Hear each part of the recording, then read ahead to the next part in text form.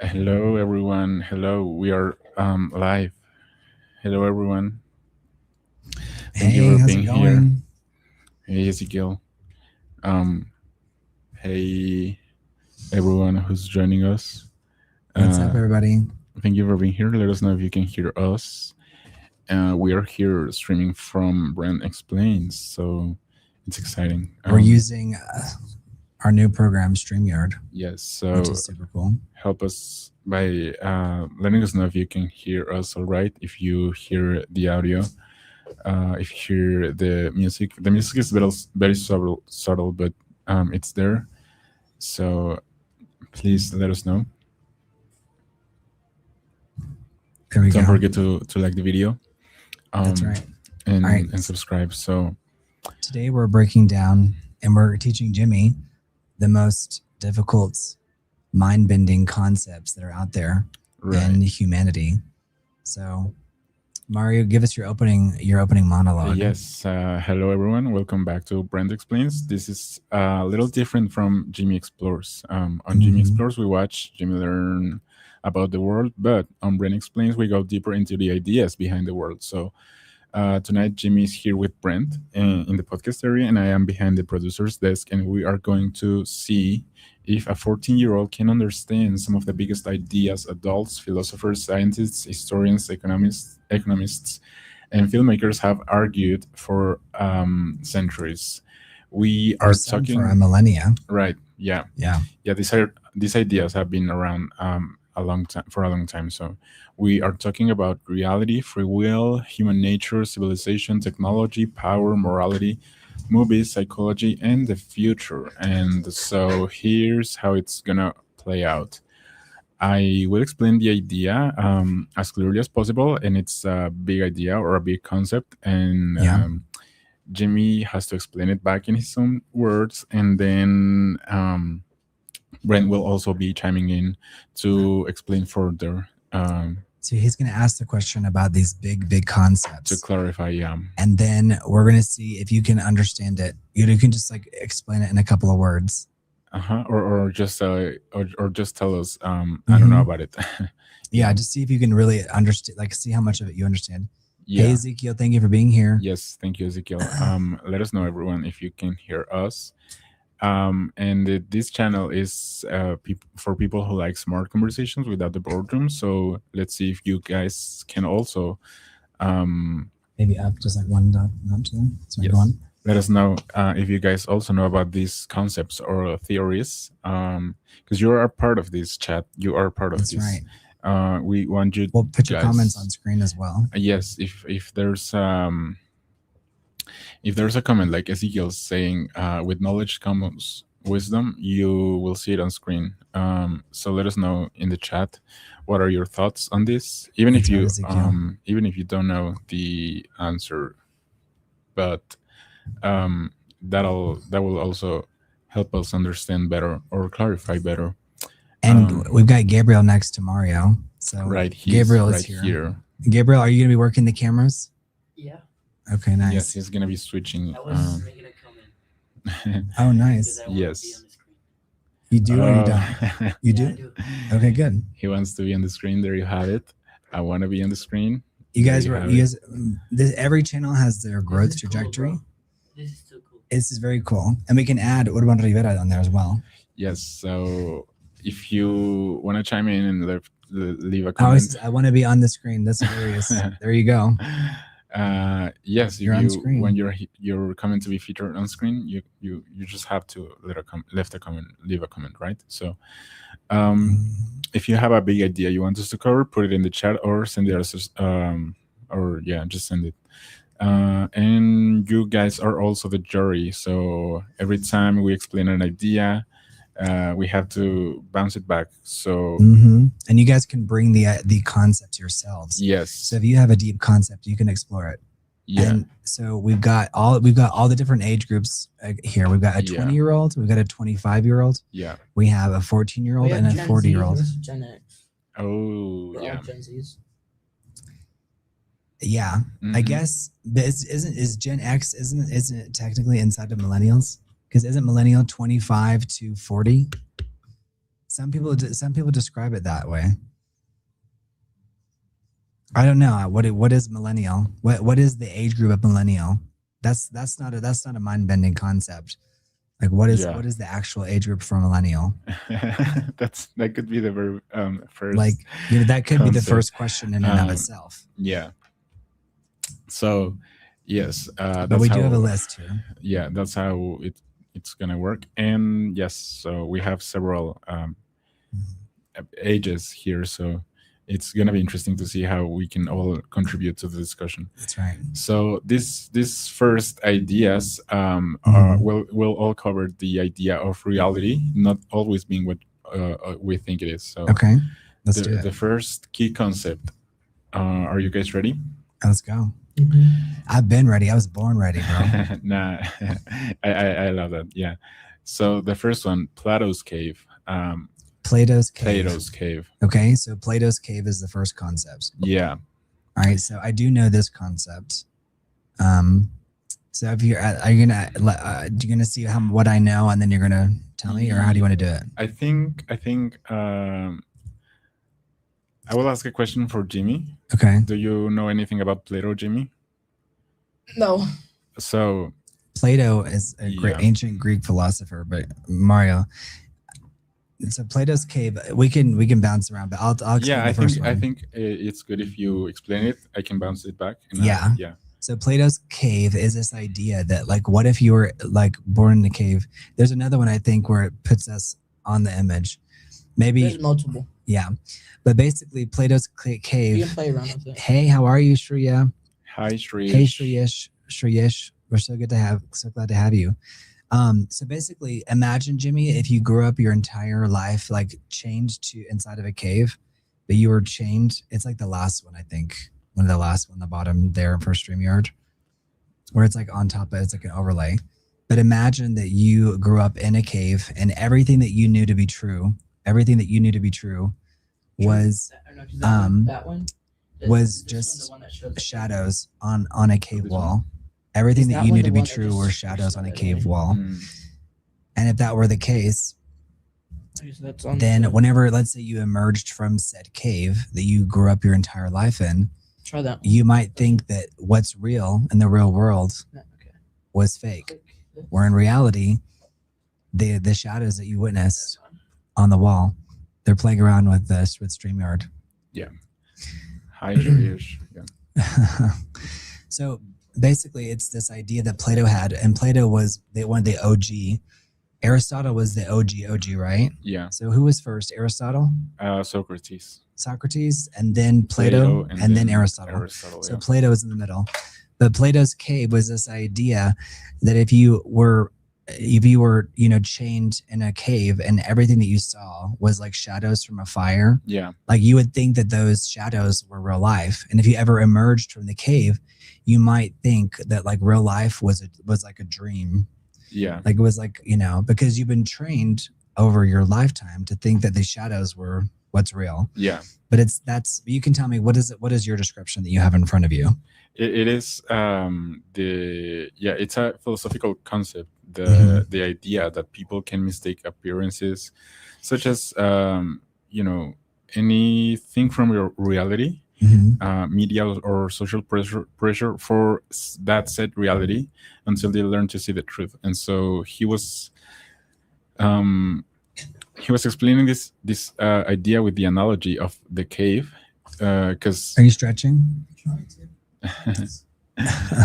Jimmy's going through that stage where literally, like when your bones crunch because you're growing so fast. No, it's my chest. We did chest yesterday. Oh yeah. Exactly. Or was it yesterday? No, the day before yesterday. Yesterday. Oh, was it yesterday? Yeah. Yeah. The days go by so fast. Yeah. All right. So Plato's cave. Yeah, and so he explained it via an analogy. Is that how you say it? Analogy? Which was the idea that the enslaved people were trapped in a cave, only seeing the shadows coming from outside. And so since that was the only thing they had, they believed that it was the reality. That's right. And let me stop you just there, just because I'm going to explain it a little bit further. But basically, and also, is this the best angle for me? Should we move my camera a little bit? Just have a better angle. But it's called the allegory of the cave for Plato. And they teach this whenever you're actually really young in the United States. But it's a philosophical concept from Plato's Republic. So it's actually inside of the Republic from Plato. And it illustrates how human perception is often limited to superficial illusions, and how education and philosophy are necessary to break free from ignorance and perceive true reality. Yeah. So Plato asks us to imagine a group of people who live chained inside a dark underground cave since childhood. So what are the shadows? So Jimmy, listen to this. The prisoners are forced to stare at a blank cave wall. Behind them is a blazing fire, okay? And between the fire and the prisoners is a raised walkway where people carry various objects or statues or puppets. And the fire casts shadows of these objects onto the wall. And the prisoners, having never seen anything else in real life, believe the shadows are the absolute truth, right? Yeah. But the ascent, one of the prisoners breaks free. And is dragged out into the blinding sunlight. So imagine if you've been in a cave your entire life for the very first time. It's like aliens coming down and like giving us the truth. It's like so unbelievable, right? That we wouldn't believe it at first. It would blow our minds. But he's asking us to imagine this. So one of the prisoners breaks free. He goes out into the blinding sunlight.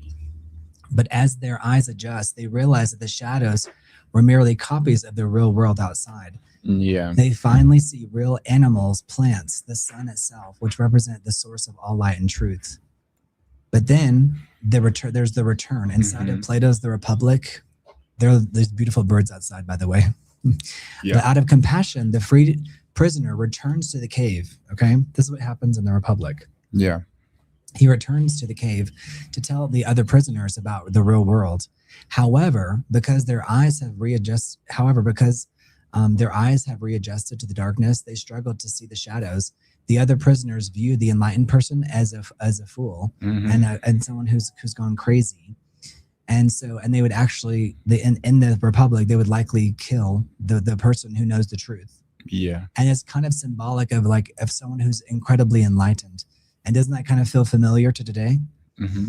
So if you went back into the cave out of compassion, it's like you have to be careful about how compassionate you are, because the other prisoners may kill you because you're so enlightened that to them it's like they think that you've gone crazy. But the allegory serves as a metaphor for several key philosophical concepts, like the theory of forms.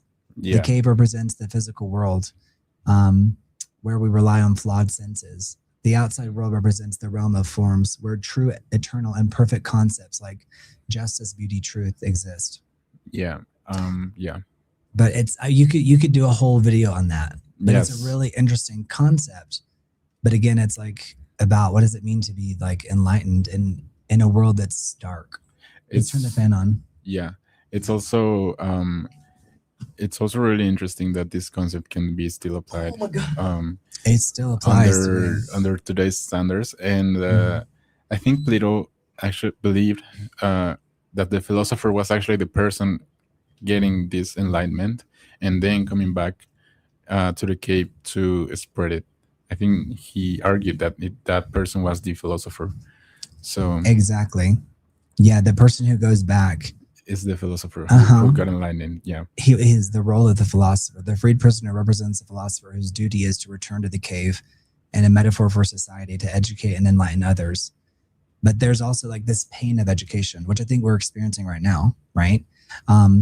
Learning is not always easy. Just as the freed prisoner's eyes initially hurt whenever he went out into the sunlight, like because your pupils like would have to dilate a lot, right? Yeah. Learning is not always easy. And it can be very disorienting and uncomfortable, an uncomfortable process. Yeah. Plato uses this story to argue that the uneducated masses live in a state of delusion, often chasing superficial things like fame, power, and wealth, aka the shadows. But he asserted that enlightened individuals or philosophers are the only ones properly equipped to guide society towards true wisdom and justice. Right. So that's all part of Plato's the Republic. Yeah. Plato was really amazing, and more people we need to talk about Plato more. Yeah. But the big original three. I mean, there's obviously more. Yeah. But did they teach this? Because you guys were broadcasting to you live from Mexico City. Yeah. But we're actually in a bilingual household, right? Mm-hmm. Except for me. Well, Jimmy's getting there, but we're in a bilingual household. But essentially, the big three that you learn are Aristotle, Socrates, Plato, and Aristotle. Yeah. And then there's obviously Herodotus. Do we know where Herodotus came into play? Was he later? He was the father of history. The father of modern history. Yeah. Yeah, modern history. And he was from. This is cool. Is this Plato? Yeah, this is Plato. Nice adaptation done, of Mario. Very cool. I love the imagery. Hey, Viti Huka, how are you? Huka. Viti Huka, I just want to say thank you so much for always watching from Finland. You're amazing. Yes. I appreciate you so much, Viti Huka. And thank you for coming over to Brent Explains. Thank you, Viti. I appreciate it so much. Thank you, Dag Overhaul. Thank you, Dag Overhaul. Jimmy also speaks Indian English too. Dag Overhaul, that's right. We love that That's profile true. picture. That's so true. Hey, Gabriel. Good evening in Mexico. That's right. It's a nice, beautiful day. It's been really rainy. So in the news in Mexico, all the news has been about like falling trees because of the heavy winds and the soil getting disrupted from all the heavy inundaciones. What do they call it in English? Flooding. Yeah. Flooding. Isn't that funny how you can... Yeah. It's not floats, right? Floats. No, it's floods, but it's flooding. Mm-hmm. Flooding. It's like a verb, right? Inundaciones is floods, but it's really like flood. You would describe it as flooding. Okay. Yeah. But it is floods, but you wouldn't say that because it sounds too like certain words in English. You would use a different variation of the word to make it more clear to say what you're saying, right? So we still have our English class. So if you're watching from around the world and English is your second language, let's say there was a bunch of really powerful rain that was coming in, you would say like, you would describe it as flooding, or you could say it's raining cats and dogs. But raining cats and dogs doesn't necessarily describe the severity of it. Like flooding is like, there was legit flooding today that caused like legitimate damage. Yeah. But you're right, you can say it's raining cats and dogs. Yeah. But that might just sound like it's really raining heavy. But that tree was dead, so the roots weren't that strong. There were several trees. After you left the room, they showed more trees. They were alive? There were more alive. Yeah. Anyway, several trees fell. All right. Yeah. And so we were talking about... Thank you, VT Hookah. For those who are just joining the live You guys stream. don't forget to subscribe and like this channel. Yeah. We need to monetize this channel. We need to. Yeah, so we were talking about Plato's cave, Yes. the allegory of the cave. The allegory of the cave. Allegory of the cave. Mhm. And we have a bust of Pouring hard. That's right, Daggerall. of Plato on screen. He was a Greek philosopher, and Herodotus was from around the 5th century BC. So yeah. Yeah, Herodotus. Yeah, was, these were the main philosophers from ancient Greece. Mhm. Yeah, so Hey, Rowan, what's up? Make sure you're subscribed. I guess you are if you're commenting. yeah, that's a great way to put the allegory in how you would explain it. Yeah. And now we are exploring key concepts, key big ideas. That's right. And so this first round of ideas will cover the idea of reality not always being what we think it is. So the second, reality isn't always what we think it is, right? Right. Yeah. And You have a lot of illusions when you're little that are shattered as you get older. yes, and also we will learn through these concepts that's actually true, right? Like, no, my reality is not your reality, etc. Yeah, well, you see the whole world through your perspective, through Yeah. your eyes, right? Yeah. So this is something that we talk about a lot, but essentially, we're really tackling the concepts here, like Yeah, directly the with a 14-year-old arguments. to see how much of it they can absorb. Yeah.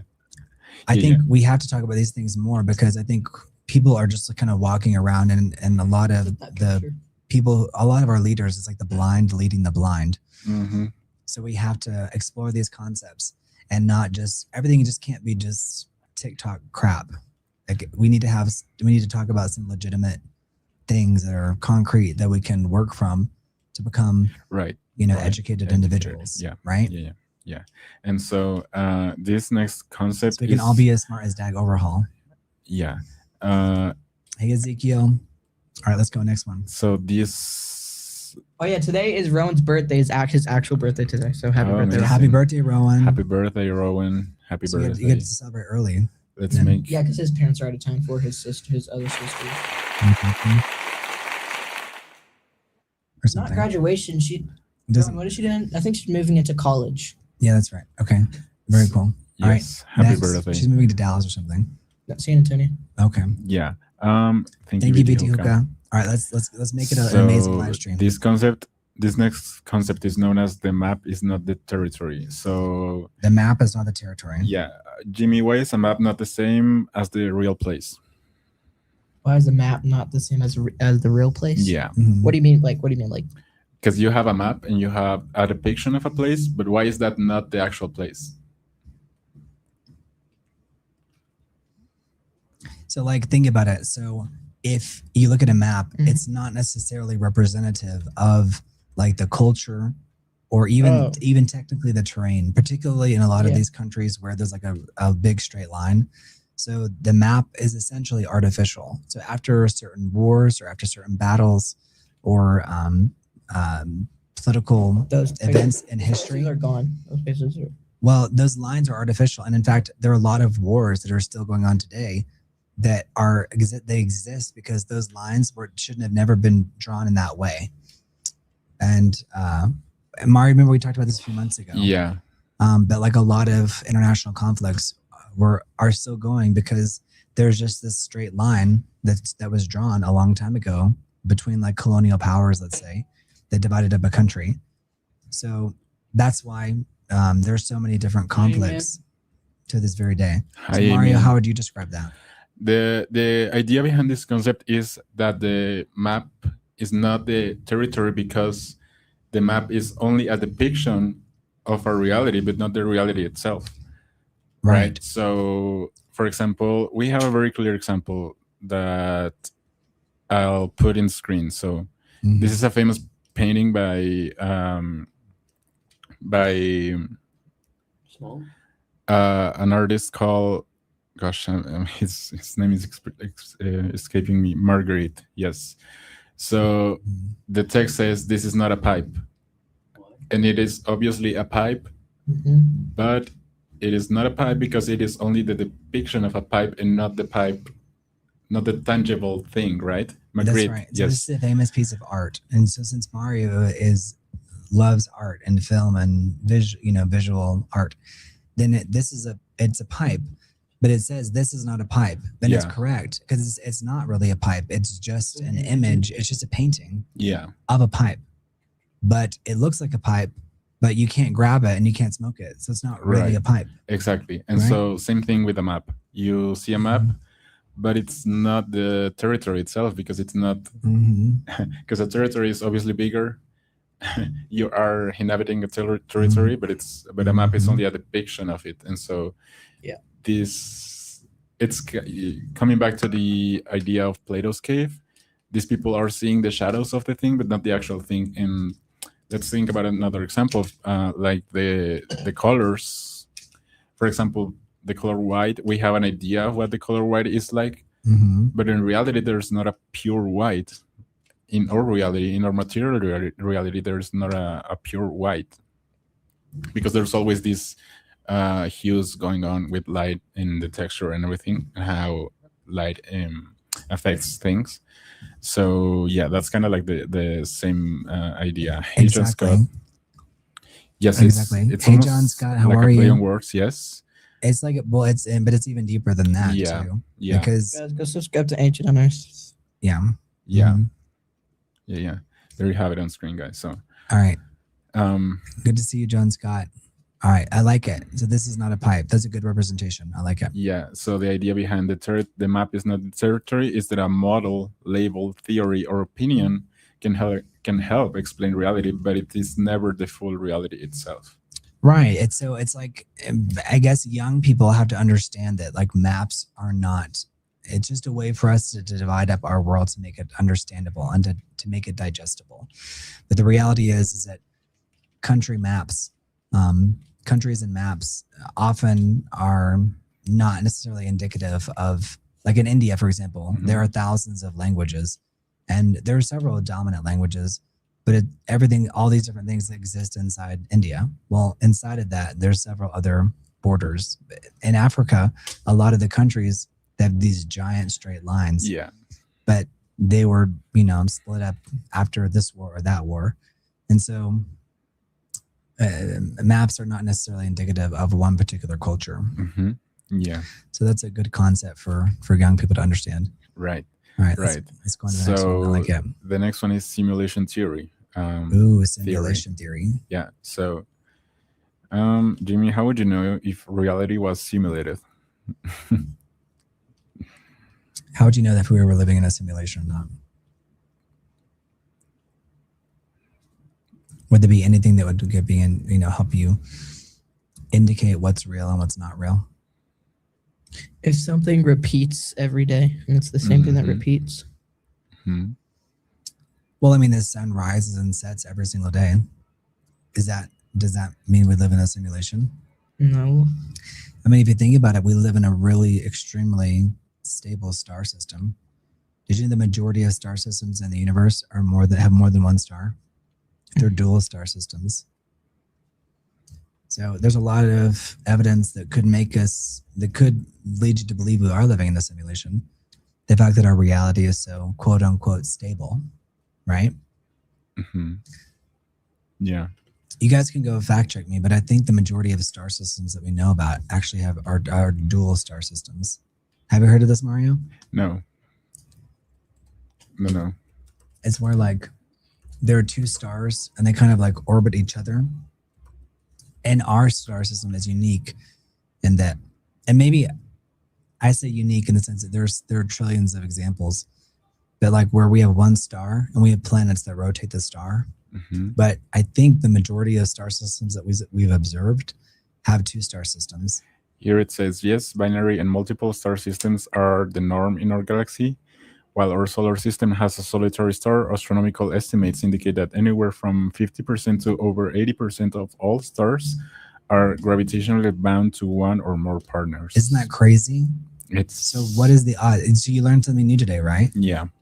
So we literally are in a unique star system, and the fact that we only have one star in our solar system, whereas most solar systems are a dual star or multi-star system. That's where the idea, the three-body problem comes from, because it would make the gravity on a potential planet in that star system incredibly unstable. Mm-hmm. Yeah. So this is very interesting. Yeah. Well, Dag Overhaul,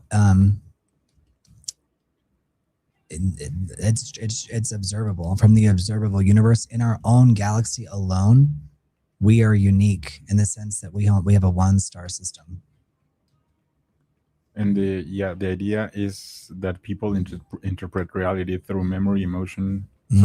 So getting back to the simulation theory. Simulation theory as whether our world could be an advanced artificial reality and how we would ever prove it.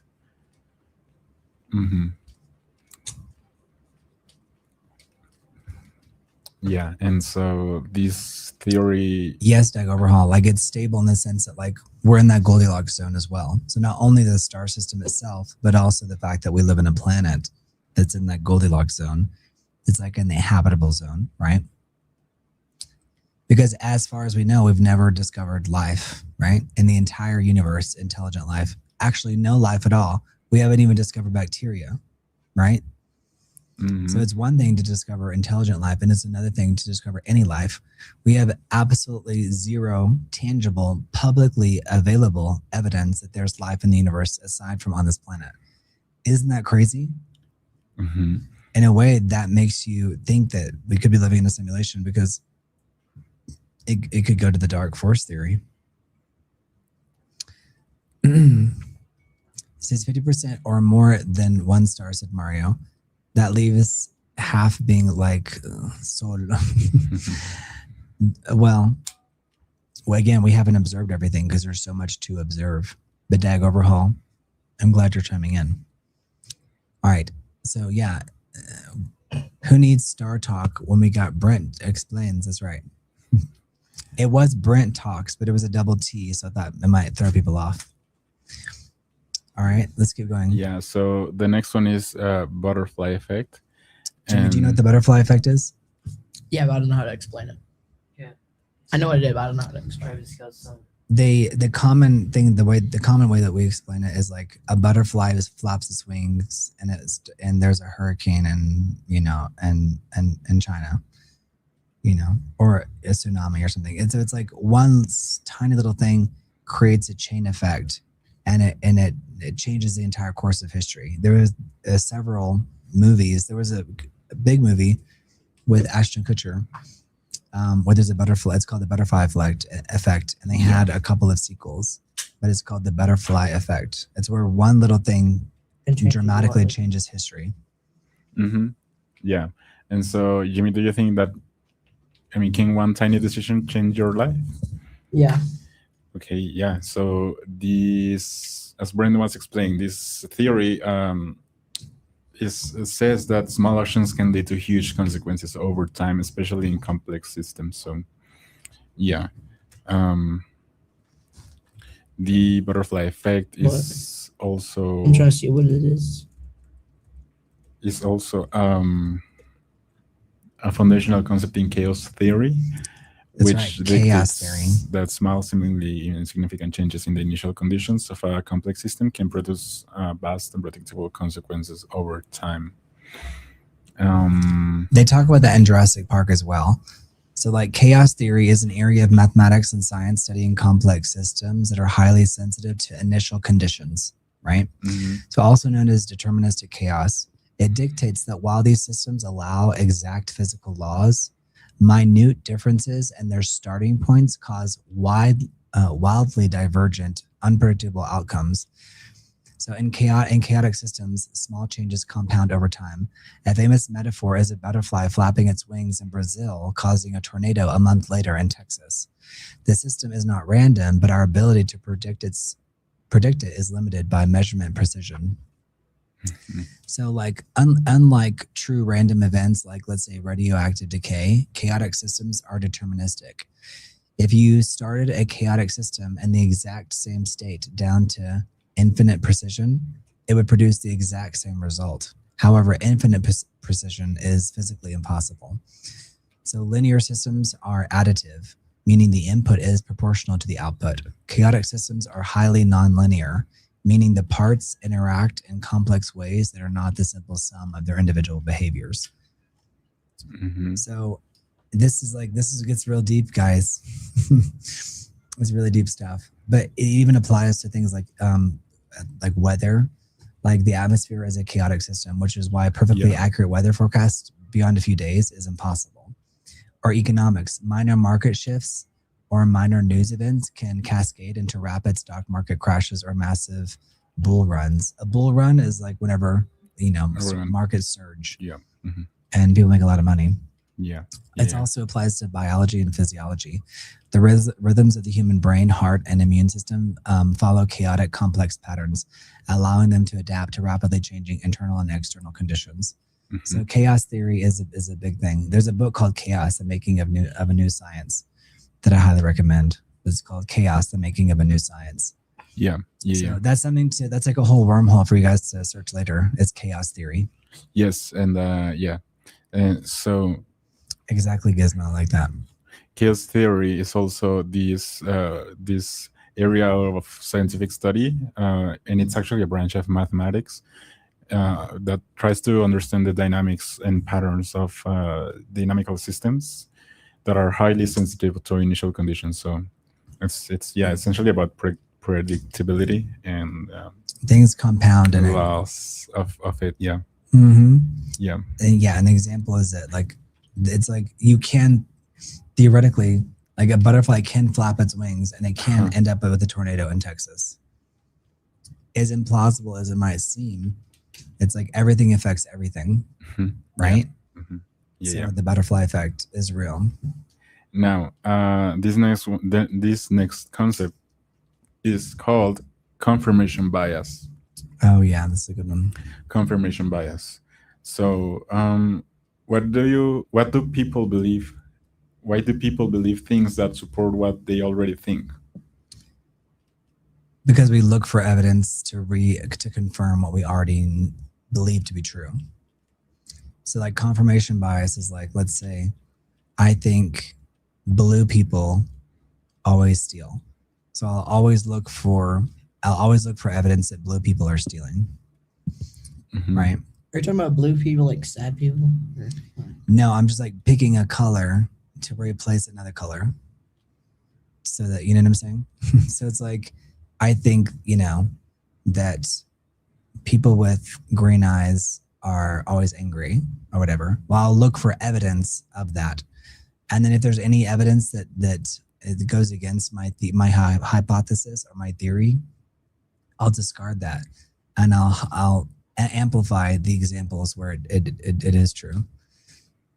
So yeah, there's this diagram that kind of serves as an example of what the objective facts are, what confirms your beliefs, and this green area where both areas are mixed is what you see. Is, as Brent was saying, people naturally notice evidence that confirms their beliefs and ignore evidence that challenges them. So yeah, it can be hard to I think you have to constantly check yourself before you wreck yourself. So you have to allow yourself to see things that contradict a previously conceived notion or belief. Yeah. Right? Because if you don't, then you'll be stuck in this spiral where you're just constantly, and a lot of people are in that spiral, where you're just constantly reconfirming what you already believe to be true, but it may not have anything to do with reality. Right. It just depends. Yeah. But it's really important not to fall into that trap of confirmation bias. Mm-hmm. Yeah. Yes. So there's objective facts, and then what confirms your beliefs. Mm-hmm. And there's what you see. Yeah. So confirmation bias is a real thing. I think a lot of people, I would say virtually everyone suffers from confirmation bias in some area of their lives. Mm-hmm. But confirmation bias is a very real thing. Yeah. And very good point, Dag Overhaul. Very good point, Ezekiel and John Scott. Yeah, don't forget to like and subscribe also, guys. That helps us a lot. The next concept we have is observer effect.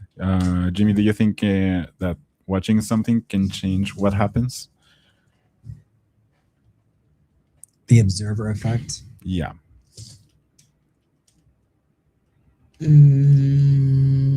Yeah. Okay. So, I mean, yeah, this notion tells us that in science and life, measuring or observing something can sometimes affect the outcome. And so the observer's effect is that the physical phenomenon where the act of observing or measuring a system unavoidably alters the system states. Mm-hmm. In quantum mechanics, taking a measurement requires physical interactions such as bouncing photons of a particle or using a sensor, which disturbs the object and changes its behavior. So this is more like coming from the physics point of view, because there's also an observer's effect coming from the computer processes, but we are focusing more on the physics. I just realized something. Didn't we order a bunch of food and it didn't get here? Oh, it's coming tomorrow. What day is today? Monday. Oh, okay. I was like, wait, where's the food? I was like, where my food at? Yeah.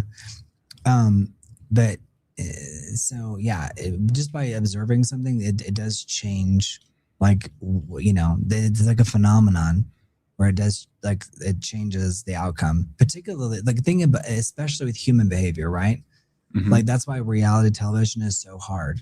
Because if someone is acting normally, as soon as you pull up a camera, even if you try to hide it, as soon as you pull it up in front of their face, they're going to start behaving differently. Yeah. So it happens also like on a microscopic level, But what was your definition? Is that is the disturbance of a system by the act of observation. And Dag Overhaul is right. I mean, we are simplifying a little bit, but the idea is that while we measure something such as photons or the thing we are watching, yeah, it is. I mean, the idea is that we are. It's often it can be often confused with chaos theory, but it represents a completely separate scientific phenomenon where it describes how the act of measuring a system is inherently alters its state, like just like you described. Yeah. So yeah, in physics, the observer effect states that instruments cannot measure a phenomenon without interacting with it itself, right? Yes. So it ends up interacting with it. To measure something, a force like, let's say, a photon of light or an electrical signal, it must hit the object and bounce back to a detector. This collision inevitably changes the object's original behavior or trajectory. So yeah. And also the definition of observing is different from quantum physics, quantum mechanics, and it's, I mean, that our typical definition of seeing something. So observing means measuring or extracting information. Thank you, Viti Huka. Yes, it's observing refers to measuring or extracting information rather than simply watching a thing. So yeah, that's what it refers to more specifically. And so because quantum particles are extremely small, the measuring device must physically interact with them. And this unavoidable collision transfer energy and momentum to the particle state and trajectory. Exactly. Yes, John Scott, that's a good way to put it. So yeah. All right. Very good. Now, that's all of these are rabbit holes. Like all of these could be like entire courses, like college courses, because they're such complex concepts. And you could spend a whole entire college semester breaking down, like every single day, presenting different scenarios that demonstrate why these are real concepts. They're very fascinating. All right, let's go to the next one. Yeah. The next one is cognitive dissonance. Cognitive dissonance. Yeah. I think this is like where you think something is true, or like something's true, but like you maybe give yourself a pass for yourself. Cognitive dissonance is the psychological discomfort you feel when holding two contradictory beliefs, or when your actions clash with your personal values. Yeah, that's really interesting. Yeah, this is more psychological concept, but it's about the idea of feeling discomfort because two opposing ideas are existing at the same time within your system of thought.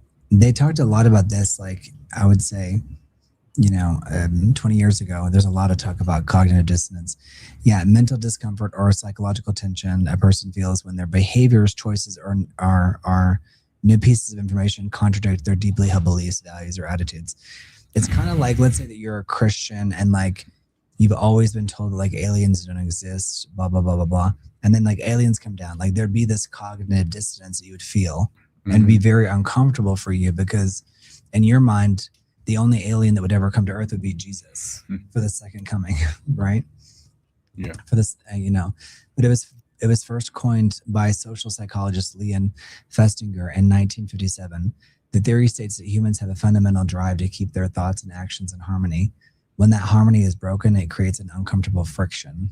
Yeah. So there's like an example, like a smoker's dilemma. A person knows that smoking is deeply harmful to their health, yet they continue to smoke cigarettes every single day.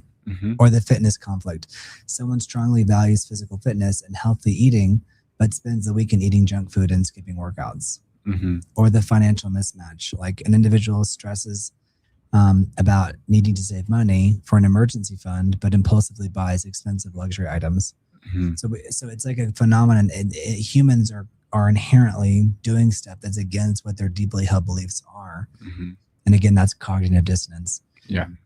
It's this sense of and there's here signs that you're experiencing cognitive dissonance. Because your brain naturally tries to protect your self-image, cognitive dissonance rarely feels like a neat mathematical contradiction. Instead, according to psychologists, at the Cleveland Clinic, it usually manifests as guilt or regret, defensiveness, rationalization, or anxiety or shame. Mm-hmm. So it's like people resolve the tension by changing their behavior, changing their belief, or justifying the behavior. Probably the best idea is to change your behavior so that Yeah, you know yeah. that you Instead of- behave yeah. better. Mm-hmm.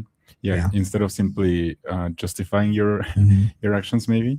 Yeah. Yeah, it's better to just well, not just because it's Dag nice. Overhaul but says, to "I should change be it. full, but I'm still hungry." Yeah, he said Mm-hmm. cognitive dissonance is what Jimmy feels when he's eating a whole horse and he's still hungry. That's funny.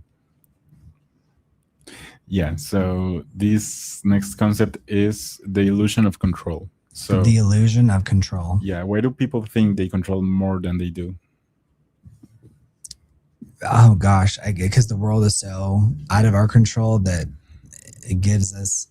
They talk about this in Jurassic Park 2, where Laura I'll do Dern the says, restroom. control is an illusion.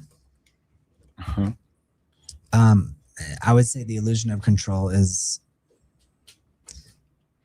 like we want to have some autonomy over our lives. So the reality is that so many things are outside of our control. Mm-hmm. Listen, there are a lot of things, especially in the modern day, in the modern world, that are in our control, but the vast majority of variables are outside of our control. Yeah. So we want to have a belief that things are in our control so that we can feel like we have some sense of control of our own destiny, let's say. Right. So this could also be defined as a cognitive bias, where people overestimate their ability to influence outcomes, even in situations determined purely by chance or external factors. Which means, yes, it's this idea of us humans believing or us thinking that we have power over things that are really escaping our control. Yeah, it's kind of sad because it's like we want to have control. A lot of it is that like we create systems that allow us to be more lucky. Like for example, living in a country that's like less like with less war and like less conflict. Mm-hmm. People like to, like, whenever you live in a small town, let's say, like it can give you some level of control, whereas like maybe a big city, there's more inherent chaos. Mm-hmm. So I do think there are levels of control that you can implement into your life, but at the end of the day, there's so many things. You could walk outside and someone could throw a something off of the balcony that could crash land on you. Yeah, and you don't so should we always be looking up and be like, there's so many different things that could go wrong, let's Mhm. say. Yeah, But it's This- nice to think that we have some level of control. yeah. At the same time, I do believe that this realizing that we don't have everything under control is a bit freeing in that regard, because then, well, yeah, we exist within a society, and so not Thank you, everything Vidyoka. depends on us. Yeah. Mhm. Yeah, Brent, you do share really important information in these live streams, and I like watching them every morning when Thank I you, wake up. Vidyoka. Thank I'm you, glad. Vidyoka. I'm glad. Share the good word, Vidyoka. Thank you, Vidyoka. And I'm gonna run to the restroom and I'm gonna grab some pretzels because my cognitive dissonance says I'm hungry. Gabriel, come sit here. This is really advanced stuff. So Gabriel, I'm really pushing Gabriel to the limit here. So you're gonna have to explain this stuff, Mario. Yes. It's like you and a couple of kindergartners. I sit down. I love these kindergartens. So now everyone say, "Hey, Gabriel." Hey everyone. Now this What's going next on? concept is the unknown unknowns. Jimmy, what do you think it means to know what you don't know? To know what you don't know. Mhm. You know something, but you don't. You know what it is, but you don't know what it means. Yeah, exactly. So I think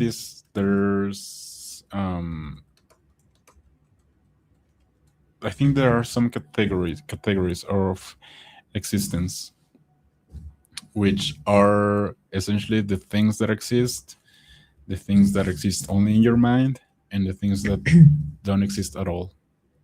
For example, the things that exist are like a phone, right? You can hold it and you have it in your hand, and it it's real because you interact with it and it helps you communicate with others. Then we have, for example, a unicorn, which doesn't quite exist in real life, but it exists in your mind, right? And then we have the things that don't exist at all, Yeah. and that's the things that we cannot know, because since we cannot even imagine them, then they are non-existent. But that's knowing that you know. That's knowing that you don't know the unknown. So That's knowing that you know that the unknown. yes, exactly. That there's some realm that we can never fully understand, right? Yeah. So some things are outside your awareness completely, which is why realizing this is important. So yes, like Overhaul said, the unknown unknowns, yes, and that's that's interesting. You That's know, you interesting. knows. I'm sorry to break it to you, Gizmo, but unicorns exist only in our minds, at least. Okay. At least, that's what we know, right? So these are risks or factors we neither know about nor can predict. They represent blind spots that catch us off guard, often functioning as the great source of uncertainty in strategy, project management, and life in general. Yeah. So sometimes you know what you don't know. An unknown is no.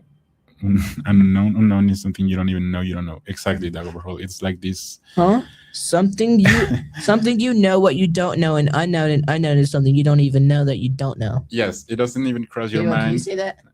Yeah, read it. Try to read. Yeah. Try to read what Dag Overhaul just said. Okay, sometimes you know what you don't know, Mhm. and you know An unknown unknown is something you don't even know. You don't know. It's almost like a tongue twister. Yeah. Sometimes you know what you don't know, and unknown is something you don't even know if you don't know. When you don't know, even if you don't know, Right. So even if you do know. Yeah. yeah, so these are the things that escape us completely because we can't even imagine them, right? So this is interesting. This is like being really aware of things, gaps that are in our knowledge, Okay. which again are determined by our capacity of thinking, learning. There are known knows and there are unknown knows. There are known knowns and there are unknown knows. That's exactly right. And opposite to the unknown unknowns, the known knowns would be the things that we know. You know? You know? Do you know? Um, Even if you don't know. That's so tricky. Sometimes you know what you don't know, and unknown is something you don't even know you don't know. right. Always know when you don't know what you don't know, knowing that is the thing you need to know the most. Right. So Do you guys think that there's like, are we at a certain point of humanity, like where people just don't care anymore about knowing? We're just here to like crack, fart jokes. Do you ever wonder that?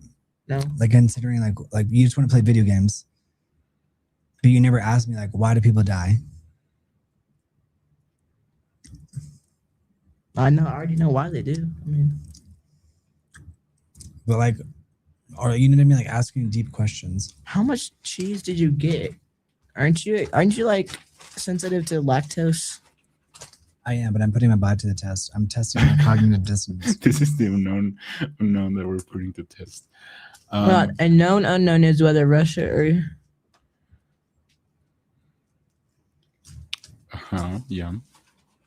Yeah. Good one, Dag Overhaul. So if The it aliens are gonna exists, come over anyway. If it We'll find out when exists- Disclosure Day comes out. if it exists only in my mind, isn't it still real? Yes, the gizmo, but that also depends how Give you me some cheese. define reality. But yes, it's still real. I meant to say that unicorns aren't real in the physical world. Let's say. Yeah. I guess you could argue if it's real in your mind, it's real enough. Yeah, it depends how you define reality. But yeah. Everyone they lives like- everyone lives in their own we have reality. like crackers, like actual like crackers. I was thinking we need a Venmo to get a charcuterie Charcuterie board. board. Jimmy loves that word, charcuterie board. How'd you say it? Charcuterie board. Have you heard that word, Mario, before? He said it? Yes, yeah, charcutería in Is that what Spanish. they get in Spanish? Yeah. Have you heard of that, Gabriel? Wait, Mario, say it again. What was it? Charcutería. Charcuterie. Charcutería. Yes. No, give me. I just want cheese. Give me a big thing of cheese. Brent, did you have one glass of wine? Ask Ezekiel. I'll tell you if you give me $100 Venmo. I think Jimmy is real, even though he's AI. Ooh, that's an unknown. Are we That's getting the into unknown, even if you do know, but I don't Right. even know if you know. Right. What was the question? I don't know. So the unknowns, which means that some things are outside our awareness completely. The unknowns. Mhm. And give me some crackers. Let me try with these. Yeah. So these are gaps in our knowledge that we know exist and can investigate, Well, but are still. The point of are this still- channel is that there's so many things that are unknown, and people don't care to know anymore. And so it's like we're leaving our entire destinies up to these systems that we don't even understand, Mhm. right? Yeah. So it's like they require some level of self-awareness and some attention to be paid Yeah. to be able to exist in the modern world and actually understand like how we're being affected by these systems. Right. Yes. Don't forget to also like and subscribe, guys. Oh my god, is that one thing of This cheese? this is round two, and we will cover human nature. So the following concept is nature versus nurture. March. So Give me that. No more for you. This is all mine now. If there's food and then Jimmy just eats it. so that's nature. Alright. Okay. Are people born who they are or made by their environment? I think it's a combination of both. Thank you. I think nature and nurture go hand in hand. Like, I was born who I was. right, but you were That's so cute. formed, like every single experience that you have, like it's like the butterfly effect. It forms who you are based on like what's happening to you actively, changes who you are. Yeah. If we get $100 Venmo, we have an unboxing. There's a box here. Why is that overhaul? Why is false dichotomy? Because they aren't contradictory. I think. But yeah, I do think that they are not contradictory. Both Nature versus both. nurture is a false dichotomy. He's making a good point. He's saying it's like a false this or that. It's always Yeah. both. In this case, it's not that one can The cheese is melting on my not thigh. exist because of the other. It's true, yeah. But so nurture shapes nature, and nature decides what nurture sticks. Exactly, yeah. We see Missing this we see it, message. for example, in these experiments that take place on fruit, for example, where they develop or adapt the fruit to have certain traits, and then that fruit naturally becomes that thing, right? Like bananas, they used to be entirely seeds almost, Mhm. but now they are more edible, let's say. Well, we've domesticated so many different things Mhm. too, right? Yeah. I think Well, question There's a big should be- question too, like why are people gay? It's like what were they born gay or did something make them gay? Mhm, I think there's a combination of both. mhm. Like, it's like they say it's like in vitro, like while the child is still in the womb, there are all these different things that are affecting the child. Yeah. So it's great that Chad knows that these aren't contradictory. And bye, Birihuka. Have a great morning. Thank you for being here. Thank you, Birihuka. Sorry, I had to break down and eat. Thank you, Birihuka. What shapes the deviations in nature? Mhm. Jeez, Brent, you eat so much, you don't even stop.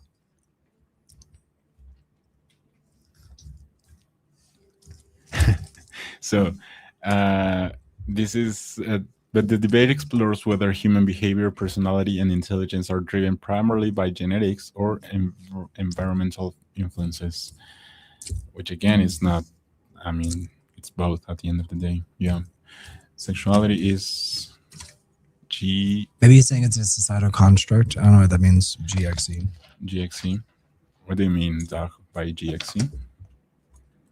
Maybe that has something to do with like a societal construct. Yeah. Okay, yeah. BT Hookah, thank you for being here. Yes, thank you, BT Hookah. Have a great day. Oh, what is Switch?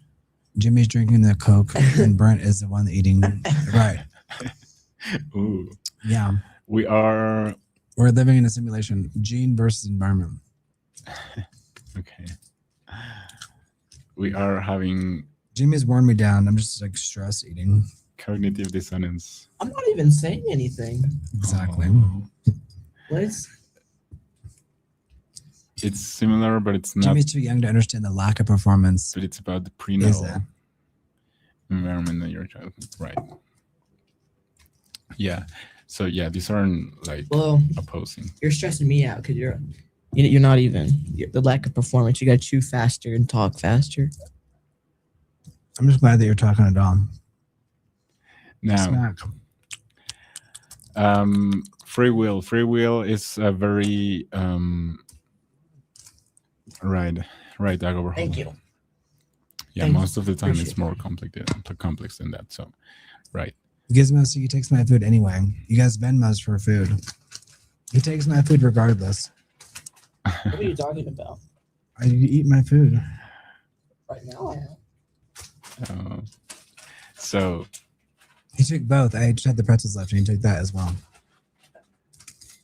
I got that napkin.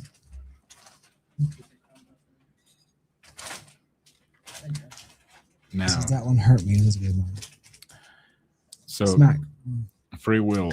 Do you guys think free will truly exists? It exists to an extent. Do people really Up to a choose? certain point, it exists. Yeah, I do think, yeah. And this is a philosophical and scientific concept. Pure true will? No. No. This is the philosophical and scientific concept that humans possesses the capacity to make genuine, uncoerced choices independent of prior events, environmental conditioning, or biological constraint. It forms the foundation for concepts like moral responsibility, culpability, and personal agency. What? Hey, Avril Dalton. Hey, we are. Yes, Oh, there's a Gabriel. Hey, Avril Dalton. We are here. We're here and That's we're eating, and we're talking about the biggest questions of the universe. That's right. And I mean, only to a varying degrees do we have free will. I love Doug's input in this. It's very like We have to really exercise as much free will as we can, because. Mario, did you see what I did? No. Why would you put cheese in here? No. Free will doesn't even make sense as a question. Will is either deterministic or stochastic. Yeah, you could argue that. I think we're also limited by our own human understanding. I think again it's like the desire for us humans to have some meaning or purpose, which again can lead to searching this type of. There's a reason why every single culture in the entire world is addicted to gambling, because so much it's like they want to believe things are up to chance. Mm-hmm. Yeah, but in reality, it's. But Doug Overhaul, you're not wrong. But for example, why aren't you a trillionaire? If you had pure free will, wouldn't you be a trillionaire? Have you thought about that, Mario? A little bit, yeah. Yeah. You'd be a billionaire if you had true free will. Mm-hmm. Why is that? But we're reflected. We're prevented from, completing. What would you do to get $1 billion if you had a whole like free will, 100%? I will just. I'd be mining asteroids right now. Okay. What would you be doing, Jimmy? I'd just be eating. Um, See how much of what you're doing is determined by your age. You're eating constantly because you're at that age where you're experiencing a growth spurt. The scraps. So listen, do you have free will? You're eating constantly. Is that your free will? Is that just your genes saying eat? I gotta grow. so what I would be doing if I had complete free will, mhm. I would be getting the scraps of the asteroids he'd be doing, and I'll do a mukbang of eating those scraps. So I can just sit there A mukbang of what? Eating asteroid scraps. See, this is how hungry this kid is. He's imagining eating asteroids. I would go so viral though. Oh, that's so cute. That's so cute. Oh my gosh. Yeah. What? Do you go viral? When I was a kid, that was a bad thing. Like going viral meant like you'd get the plague. Doug Overhaul said, "Word craving. Is Junior pregnant?" I mean, yeah, I guess. Well, yeah, it's like having free will doesn't mean that you could still do the impossible, right? I think I don't know. Some people believe in manifestations. There you go. Jimmy's like, enjoy this empty plate. So don't forget to like and subscribe. Is there an empty plate theory? I bet there is. We'll discover it. Probably, yeah. So this next one is delayed gratification. Delayed gratification. Yes. It's Why? it's a hallmark of being an adult. Yeah. Why does waiting matter? Waiting. Yep. We talked about this a little bit on the past live stream. Patience. Oh my God! Look at that. Look at that. He's balancing a bottle on top of a bottle. But I would say that delayed gratification is a big deal because essentially young people, like really, really young people don't understand. It's like, gimme. But as you become an adult, you understand like the law. It's just kind of a little bit, in a weird way, this plays into chaos theory because it's like you understand that like Dag Overhaul said, like input, output, but there's, you just understand that over time things do yield a certain result. And so you do know that you have to, there's a delay in what you do and like what your intended outcome is going to be. Yeah. And sometimes that's just like straight, cause and effect. And other times it's part of a larger system. Mm-hmm. Right. So it's like, putting something out there and then getting a result back. Right. And yes, the delayed gratification refers to the ability to resist an immediate smaller reward in order to receive a more valuable long-term reward later, which typically involves waiting, having patience. Like going to the gym would be an example. Exactly. Instead of choosing just eating the snacks. I mean, there's nothing wrong with eating snacks. There's nothing wrong with eating snacks. It's just the idea of eating like whatever you want to get instant gratifications when you know that in reality it will most likely help you eating healthily to maintain sometimes I'm shocked at how many adults don't understand the concept of delayed gratification. Mm-hmm. The what? Delayed gratification, meaning you would wait for a result, for a bigger result, rather than just taking whatever small pleasure you have in front of you at the time. Mm-hmm. Yeah. So. Exactly. Hey TJJ. Hey TJJ97. Don't worry, Jimmy. No one saw that. Some says free will is decided by ourselves before our own birth. Yes, Gaston Lagaffe. Mixed with Abra. Is he the one who came up with the idea of free will? Did he coin that phrase? No, I think he just defined it that way. Gaston Lagaffe. He was. Gosh, there's so much soda in this thing. It's taking forever for me to. Comic strip. He was a comic strip. Oh, okay.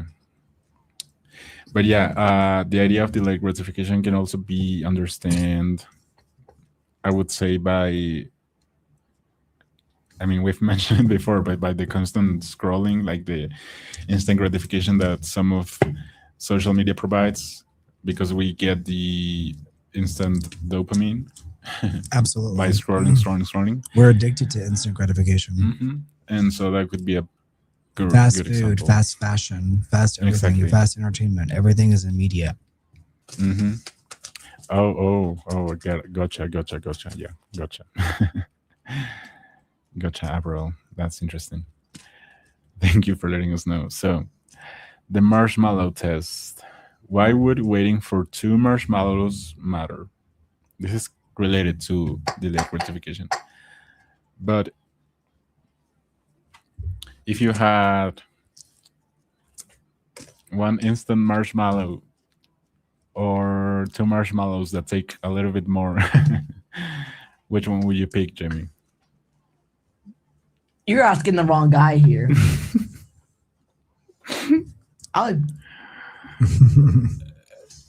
You asking the wrong guy. Because in theory, you should wait for the 2 marshmallows. Yes. Because under that first scenario, you'd only get 1 marshmallow ever. And this is more like a study conducted in 1917 by Walter Mischel at Stanford University. And in this study, a child was offered a choice between 1 small immediate reward or 2 small rewards if they waited for a period of time. And obviously, children pick the marshmallow, the single marshmallow, because it took less. It had to play into the idea of the instant gratification. I remember when they asked me that. I picked the 2 marshmallows. When was that? Were you back in the experiment in 1917? Mm-hmm. Oh, okay. Was it 1913 or 1917? 1970? Yeah. So you were there, Jamie. Yeah. I was the one that said the 2 marshmallows. So you were the one anomaly. Yeah. You set the bar higher. Yeah. So Jimmy would take. Break it down for us, Mario. Yeah, it tests self-control and the ability to delay reward, though real life is more complicated. Essentially, yeah. Jimmy would take 1 marshmallow, but expect to get more after that one anyway. And he wouldn't be wrong, Doug Overhaul. Yes, it depends on the child and age, Mario. Yes. That's true. Yeah, Jimmy would the smaller children. He would know that there are more marshmallows on the way. But the smaller children, yes, the typically. How old are they? Like 6, 7? 6, 7. No, I'm looking it up. I mean, so there were 32 children. Okay, 32 children. Eat the rest of it.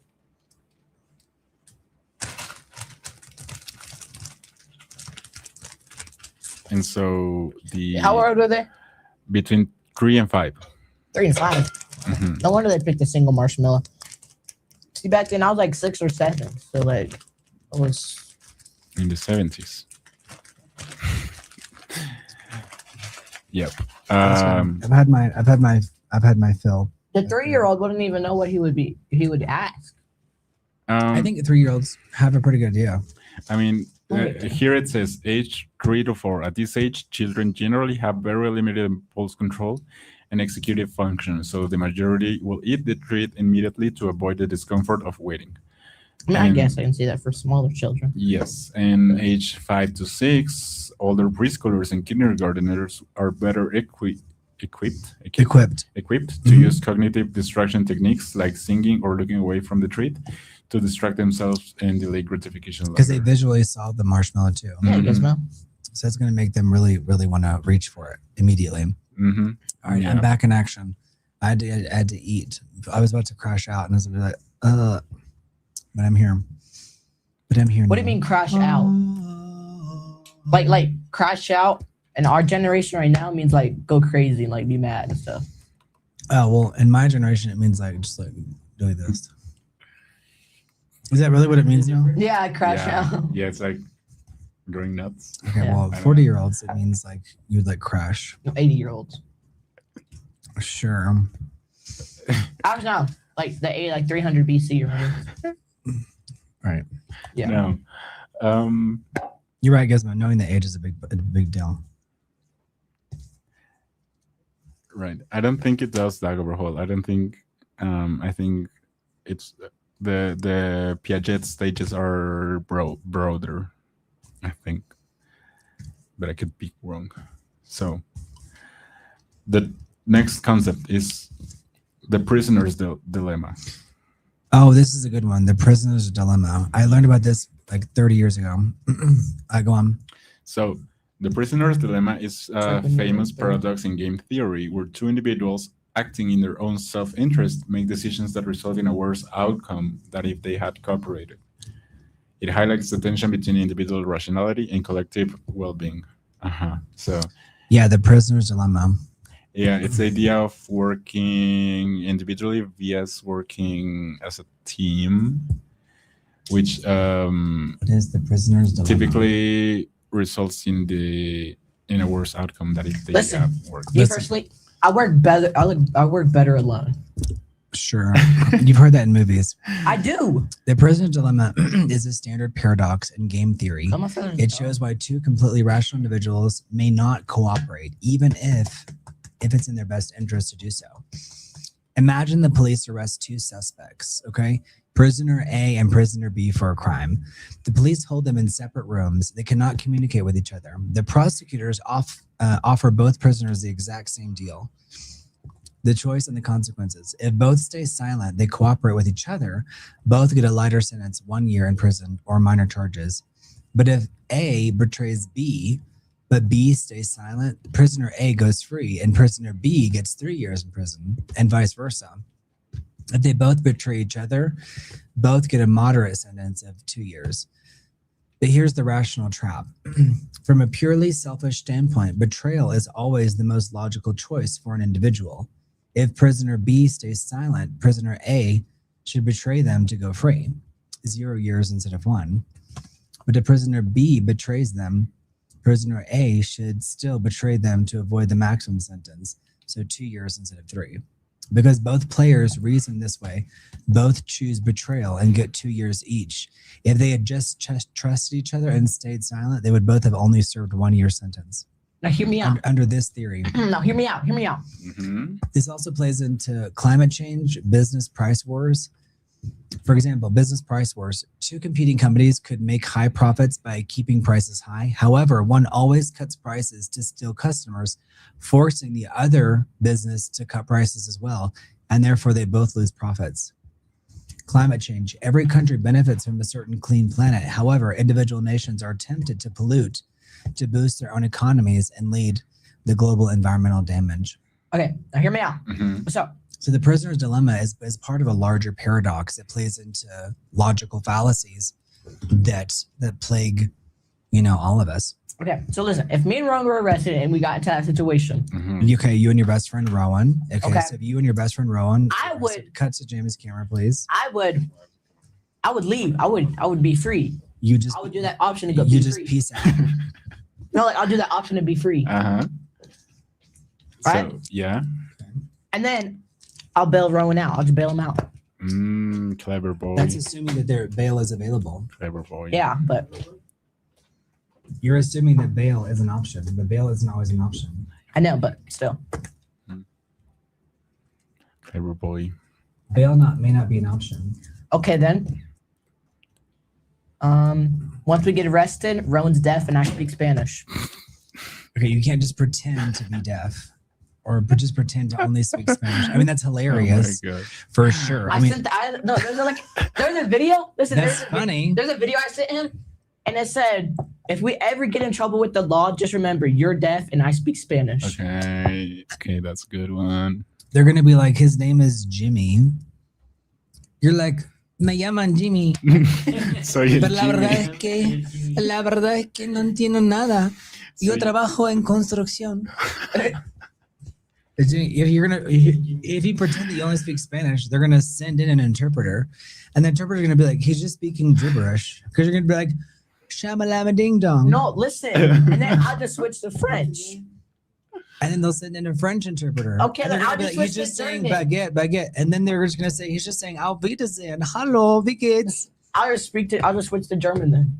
Yeah, but that was German. That just shows you how little German you know. He would be Chinese. Chinese. It'll say, 你好吗? Okay, speak Chinese. 我是 Jimmy. I'm gonna start speaking gibberish in Chinese. 一架飞机. Yeah, but you just can't start screaming random words like "how now, brown cow" to try to get out of a prison. Oh my god, it's theoretical. called a joke. Yeah, but still, if you're gonna play it right, Mario. Like run the scenario. If it's like making a movie. It's like the movie has to be plausible enough to be interesting for the audience. To be like, okay, I buy that. Because like Transformers, it's ridiculous, but you have to like make the actors give such a believable performance that even though it's Transformers and these cars are turning into robots, that it's like, okay, at least act believable if these circumstances were true. Yes. Like, have you ever thought about some of these movies? It's like they're so ridiculous. I mean, yeah. Like at least even Alien is ridiculous, but at least it's like the idea is so horrific. It's interesting to see like how humans would behave under said circumstances. Mm-hmm. But some things are just too implausible that they come across as downright goofy. Right.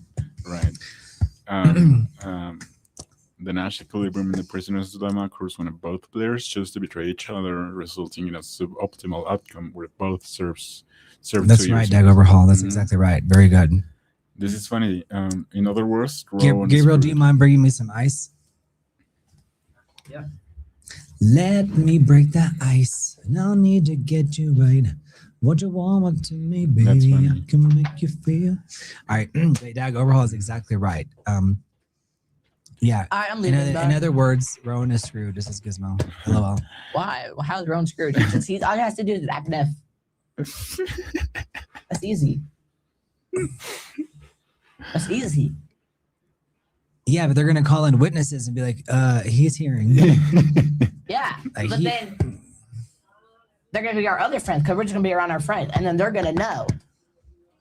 We're gonna do a little. You're saying that they're all gonna like, play into this farce. They're gonna bribe them. With what? How they know? With my money. That's why the prisoner's dilemma is so real. ¿Puedes traer una copia de mi nevera? Sí. Una de las grandes. Hay una así grande. Por lo menos debe de haber un grande. But that's why the prisoner's dilemma is real, is because like the police intimidate you, right? And so you end up betraying the other person. I'm act deaf. Just try to talk to me. I've seen you act deaf. You do it on a daily basis. I'm like, Jimmy, clean your room. Jimmy, clean your room. I don't have a room. That's why we need Venmos. We need to monetize this channel. My room's right there. Thank you for explaining why we're here. Mario, he just summed it up. Yes. Thank you, Jimmy. Thank you, Jimmy, for breaking it down. We're in my room. We're in his room. Yes. So we are 100% in Jimmy's room. We are not kidding. I can bring my mattress. We're not kidding. It's that serious, guys. This is how serious. This is why we are trying to. This is why we got to get this channel monetized, and I can put on a great show. If you're like, oh, poor Brent, he's spinning out. Well, there you go. That's why. So Jimmy, active. Hey, Jimmy. Hey, Jimmy. Oh. Oh, come on. So, no, but bro. Wait. I wasn't ready. You've already proved that you're not deaf. I wasn't ready. Okay, go.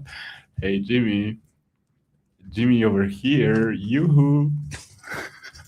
Yoo-hoo. Jimmy, just make it funny that I got it. Okay, you ready? Jimmy over here. Yoo-hoo. Hello. Sir, I hear color. Hello, sir. Could you explain why both you and your friends are in prison now? We could just have a. No, 0. That's okay. That's okay. Yeah. Awesome. Yeah. Así estoy de borracho. What did you say? He said, "This isn't 0." And I said, "I'm that drunk. I don't even care." I'm just kidding. I'm just kidding too. No, you're not kidding. Exactly. So he's thinking outside the box, Brent. I think he is. Yeah.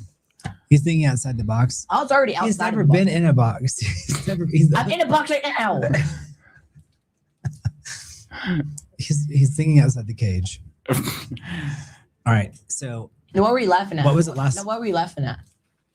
Like you were gonna say, we should just do this. Or... I'm laughing because life is full of a ton of tons of variables that are outside of your control, and there are only so many things that you can control. Why is And you're like kind of like the star of the show, and you're out of my control. So it's like it just reminds me like control is an illusion, but that's okay. We have to have fun with the lack of control and just roll with it, right? Because life is that crazy. All right. Is that your death? We have a sign interpreter here. I was putting my name. I was writing my name in Spanish. ASL. Less sign language. ASL. You're not deaf. You're just dumb. The reason why that's funny is because dumb used to mean mute. So No, people used to say, "Oh, she's deaf and dumb," or "He's deaf and dumb." At the park, Reagan Park, they have like a thing. It showed you sign language, like how to spell your name and stuff. Reagan Park, where I lost my mind. Yeah. That's where I banged my head. Was in Reagan Park. Okay. Yeah. All right, next. But sign language is different, right, from language to language, because there's sign language. American standard language. It's different in different countries. Yeah. It's but it makes sense, I guess. So, but that's a whole video. That's a whole nother topic. Yes. So it's sign language, you guys. How to escape the cops? I don't know how to do that. I do that all the time. Who said that? No one said that. You said that. You came up with that. What? You're like a little mini mastermind, a little mega mind. I do that all the time in my game. We should just cut his camera. Just me and Ron, we go around. We should create a channel called Wonder Kid, like Wonder, and Rowan, and it's just him like. Whatever I was going doing this. Me and Rowan, we go rob banks. We do bank heists. Don't admit that on camera, Jimmy. Do that. Look, do that. Look, we love it. Do love it. What? It's so cute when you do it. So you just do that. Do it again. Do it again. Keep doing it. The viewership will go through the roof. Do it again, bro. Okay. Keep going. It's hilarious. It's cute. Just keep going. Keep going. Literally. Come on. Venmo's for Jimmy. Keep going. Keep going.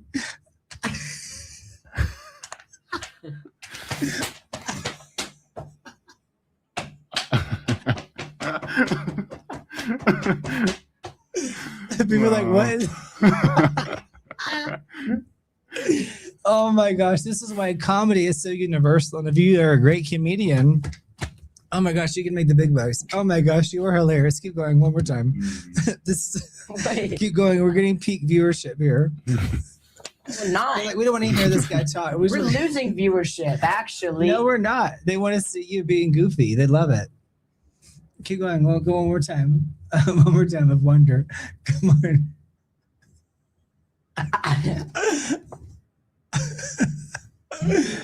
No way.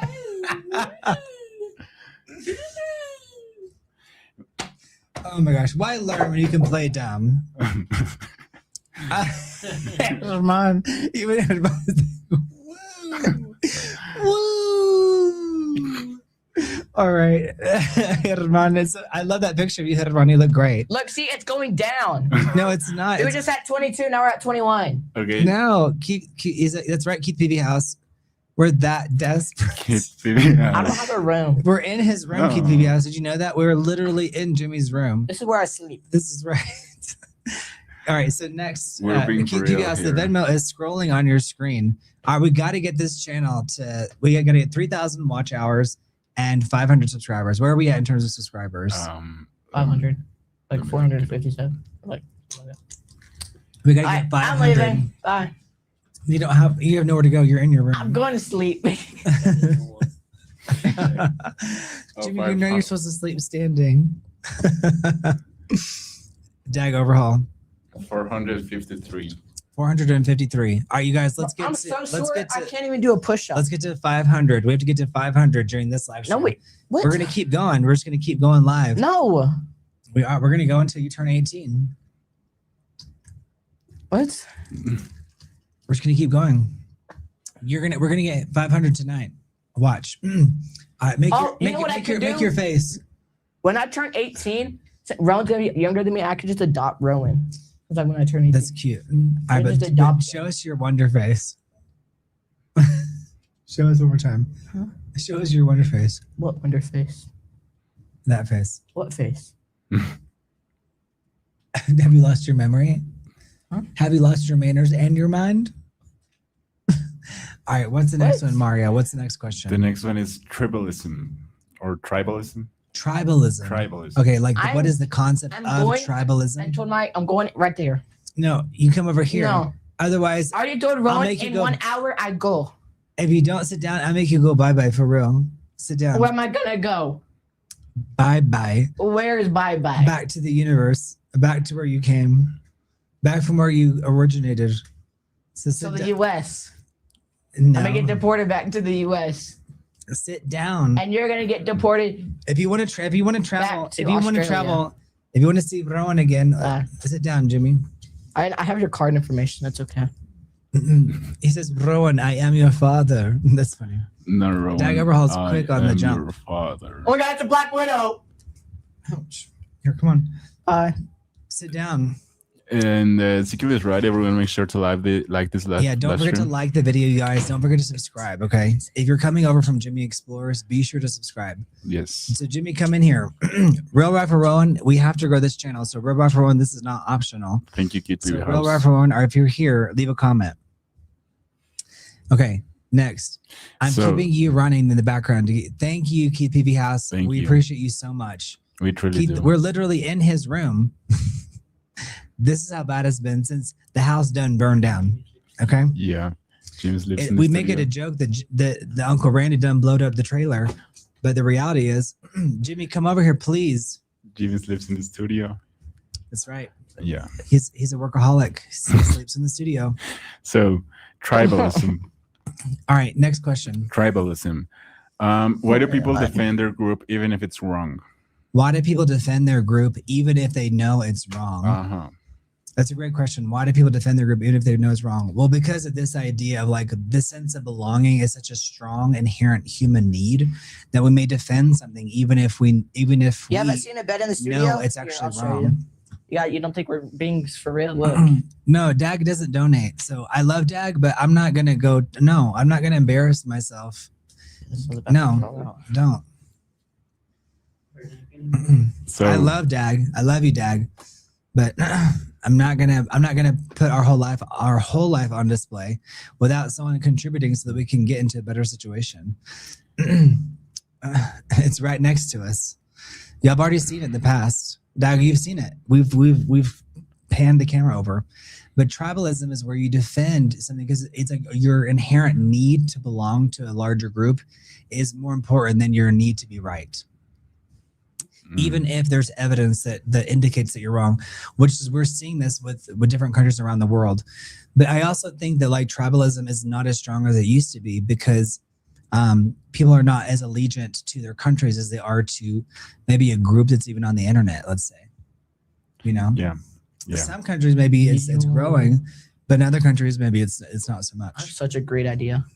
So tribalism, yes. Watch this. Look. Dag Overhaul says sorry for being poor. Dag Overhaul, I love you, bro. I love you so much. Look at I love this. You don't need to be sorry. I love you. Look. It's a big straw. What is that? They gave it to him on the plane because Oh. he Look at that. he came here on a certain airline, and he wanted to ride on this airline even though they upcharged to have a someone be a guardian. Where other airlines they don't care because once you're 13 they don't care.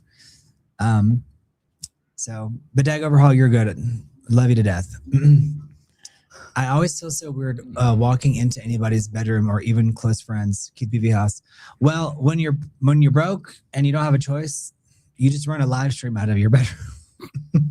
You don't care.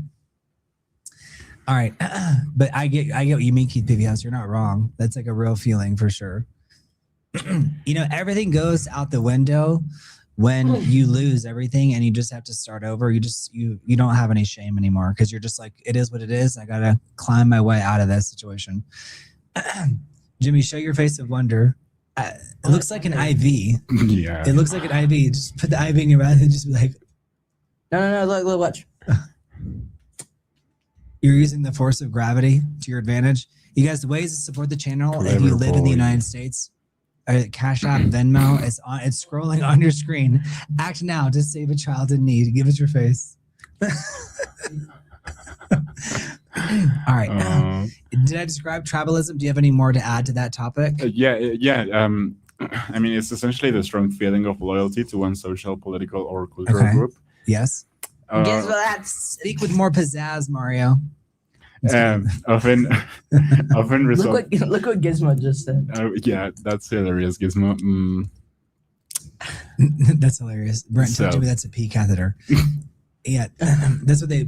I know. Yeah. Sorry you don't have to. I'm glad I didn't have to. Yes.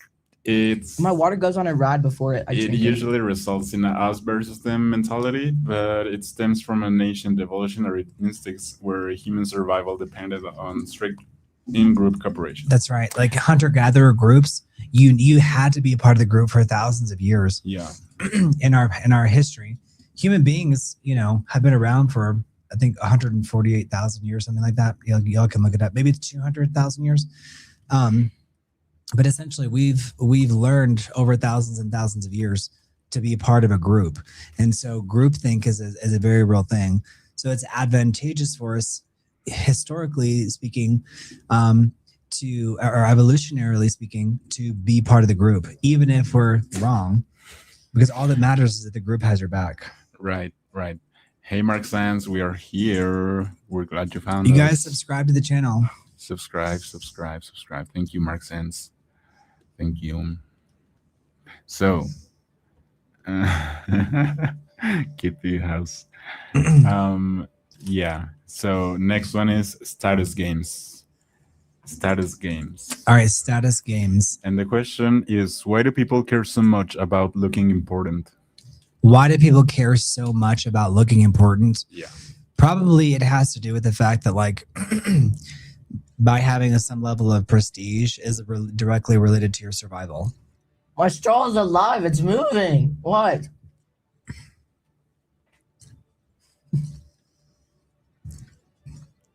Jimmy, I pray for you. I'm gonna pray for you, sweetheart. In Texas, that's what they say. Like, if they think there's just something fundamentally wrong with you, they'll just say, "Bless your heart. I'm gonna pray for you." And you're like, "Wait, why?" And then there's like, "Bye." And you're like, "Wait, what?" But it's a real thing. I started to also. It's funny, but they're real. It's real. They'll say that. They'll be like, "I'm gonna pray for you, honey," and I'm like, "Wait, why?" And they're like, "Bye." And it's like, but it's sometimes it's not really a diss. Sometimes they're actually seriously saying that they'll pray for you. No, yeah. But I'm like, "What are you praying for?" I'm like, "Are you praying for a new house? That's what I need." They're like, "I'm gonna pray the gay away." I'm like, "Oh, okay, thank you, appreciate you." Look, my ride goes on a water. Look, so it gets happy. Jimmy, you turned it into a crazy straw. Yeah, look, watch. Do you remember crazy straws? Yeah. Crazy straws is a real thing. Look. Ego, says Keith Peavy House. There's that, of course. And Jimmy is turning into an AI right in front of us. He's starting to sprout tubes and wires. That's funny, Gizmo. All right. I mean, I used to be mad at people, but now I'm also like, bless your heart. Yeah, I don't care. Yeah, I really don't. I don't mind. I think everybody likes to be right. Everybody likes to feel like, they make you feel like the weird one. Yeah. So I just try to learn as much as I can, apply what I know to be true, and try to live the best life possible. Right. And guess what? You can do everything right, and your house can still burn down, and you can still lose everything. Yeah. He's so cute. All right, he really is adorable. All right, next. That's so funny, Everall. Status games, yes, because Everall Dalton says Jimmy lives in a mental institution in his head. That's right. So true. No, I'm locked in here. How many holes are in a straw? How many holes are in a straw? I guess it's technically one giant hole. Wouldn't it just be one giant hole? Maybe some could argue that it's two. But Everall Dalton, isn't this? It's just one. I think it's one giant hole. Yeah. One. I love that question, Everall Dalton. Let's see what you say. Jimmy is now part of the Borg collective. John Scott, I love the Borg. You guys leave Venmos. You can't leave super chats because this channel is not monetized yet. But yeah, I need y'all to subscribe. Jimmy knows. This is how much Jimmy loves me and knows how desperate we are. Jimmy is not out there playing video games, and he is on here because he knows we have to monetize his channel. Look at this. So we need y'all to subscribe to save a child in need, so we can monetize his channel and get him his own room. Watch this. Watch. Ready? Okay. Mhm. We're all physics. impressed. That's physics, y'all. He's using gravity disadvantage here. That's physics, y'all. I'm practicing my 6-7. I like it. Oh my gosh. Define whole. LOL. We are the Borg. Oh my God, I was literally gonna say define Added to whole. our Jimmy budget. Define whole. Do you guys know what the Borg is? Mario, No. do you know what the Borg? It's No. from Star Trek. Mm. It's where like everyone is assimilate. It's like a plague. It's like a plague civilization that uses like cybernetic technology. I'll wear my water. But it's like everyone, once you become a part of the collective, Yeah. like you no longer have individual consciousness. You're Okay. part of a collective You consciousness guys drink your water. I wear my water. known as the That's all Borg. about- Known as the I wear my Borg. water. Mhm. They're so crazy effective at assimilating people. They even assimilate data. The Okay. robot. Okay. He even becomes a part of the Okay. Borg collective. But this is like great stuff from people my age. Like we're obsessed with the Borg Mm. because it's so scary. The idea of the Borg taking over. Okay. Okay. We are the Borg. Your food will be added to our Jimmy budget. Mm-hmm. That's hilarious. I promise you, you'll love that. I think it's from the Star Trek Next Generations. You guys, let me know where did the Borg first appear? Resistance Yeah, and is Picard. fatal. I haven't watched the new stuff. Mm. That guy, the new guy, has been doing the Star Trek. If you guys have worked in Hollywood, people really don't like him. He just got fired from all things Star Trek. Because what they're doing is what's called retconning. Mario, do you know what retconning is? I did my Yeah. show. It's time for me to leave. No, you need to stay. Retconning is where like they're going to pretend like all this stuff never happened. Mhm. So everything over like the past like 4 to 5 years, they're just going to pretend it didn't even exist for the Star Trek world Mhm. because they're really not happy with the results of the guy who's in charge. So it's just kind of what's going on with that. But the Borg are great. I love the Borg. I'm glad they brought him back for Picard, but I did not watch Picard.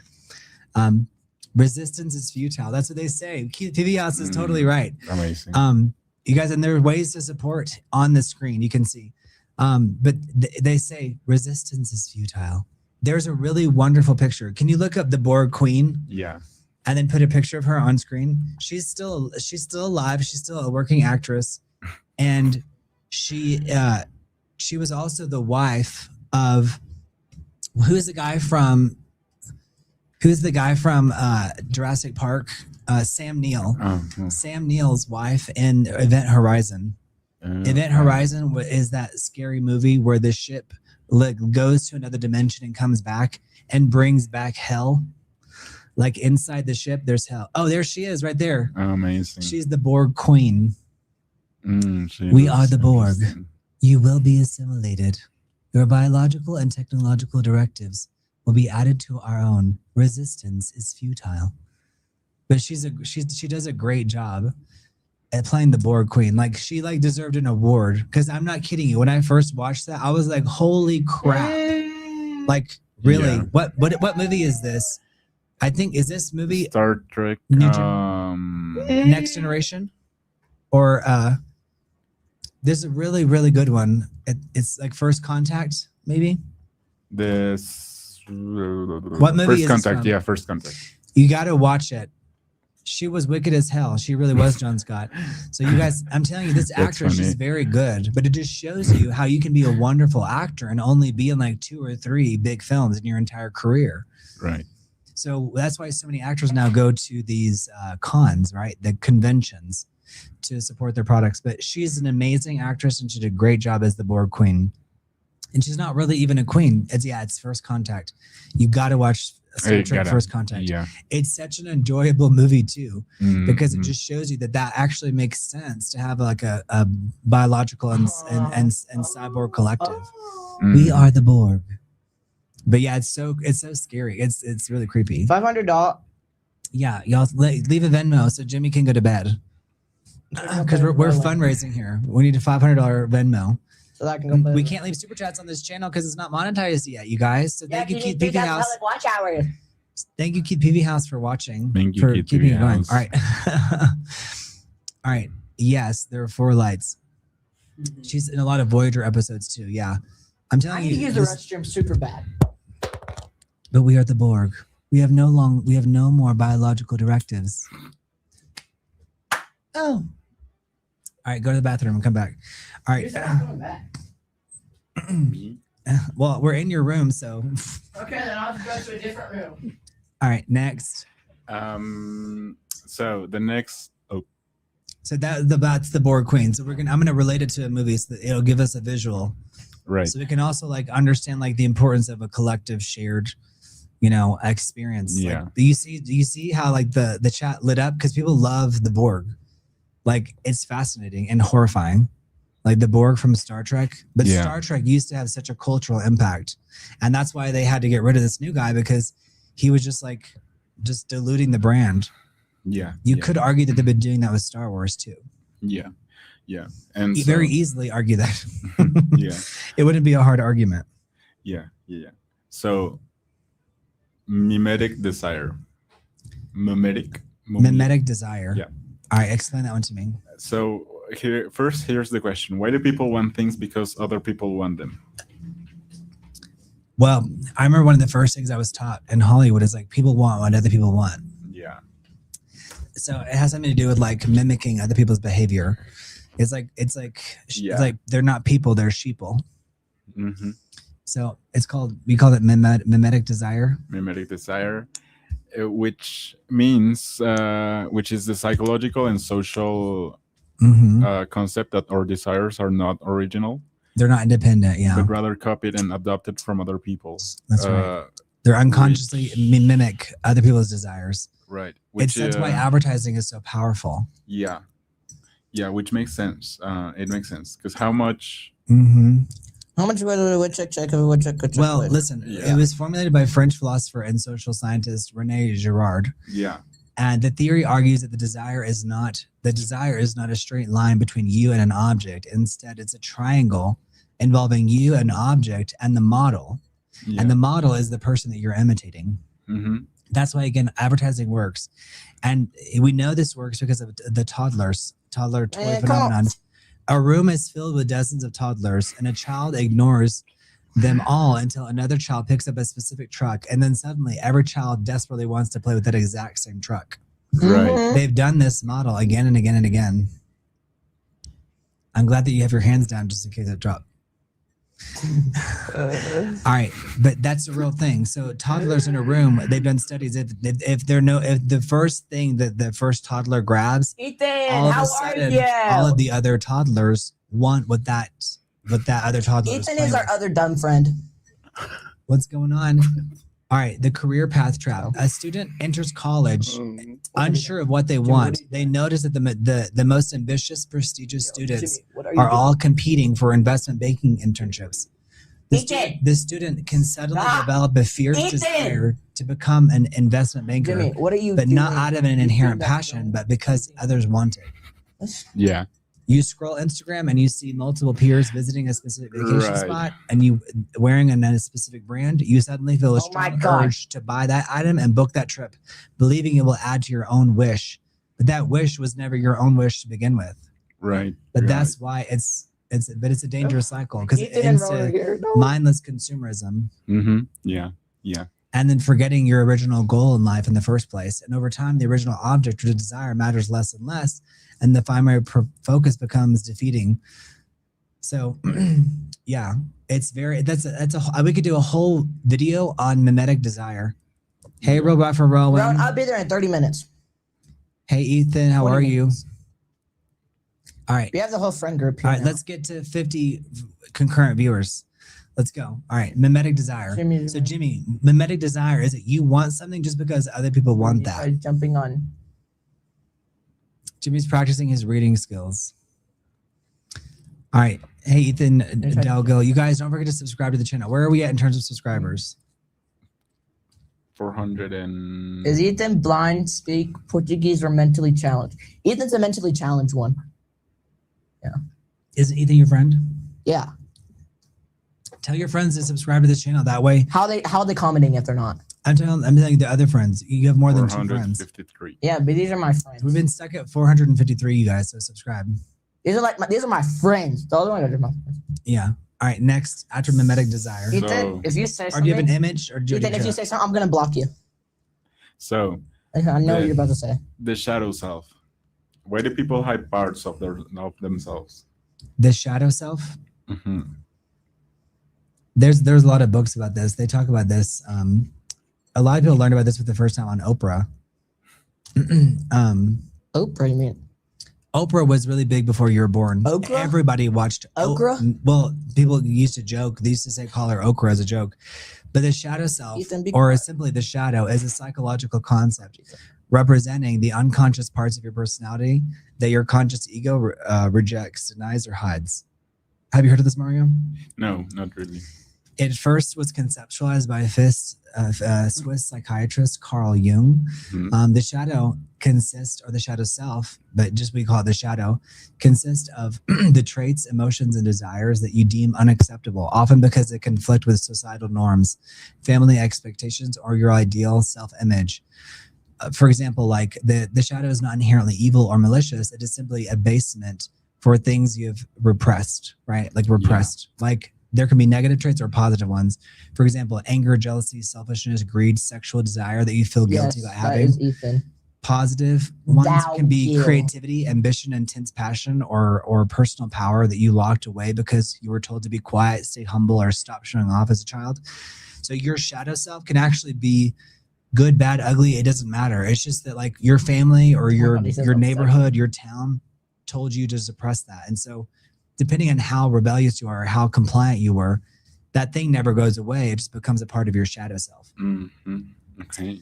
So the Yeah. shadow is running the shadow is running the show because the shadow is unconscious. You cannot see it directly. Instead, it leaks into your daily life through specific psychological behaviors.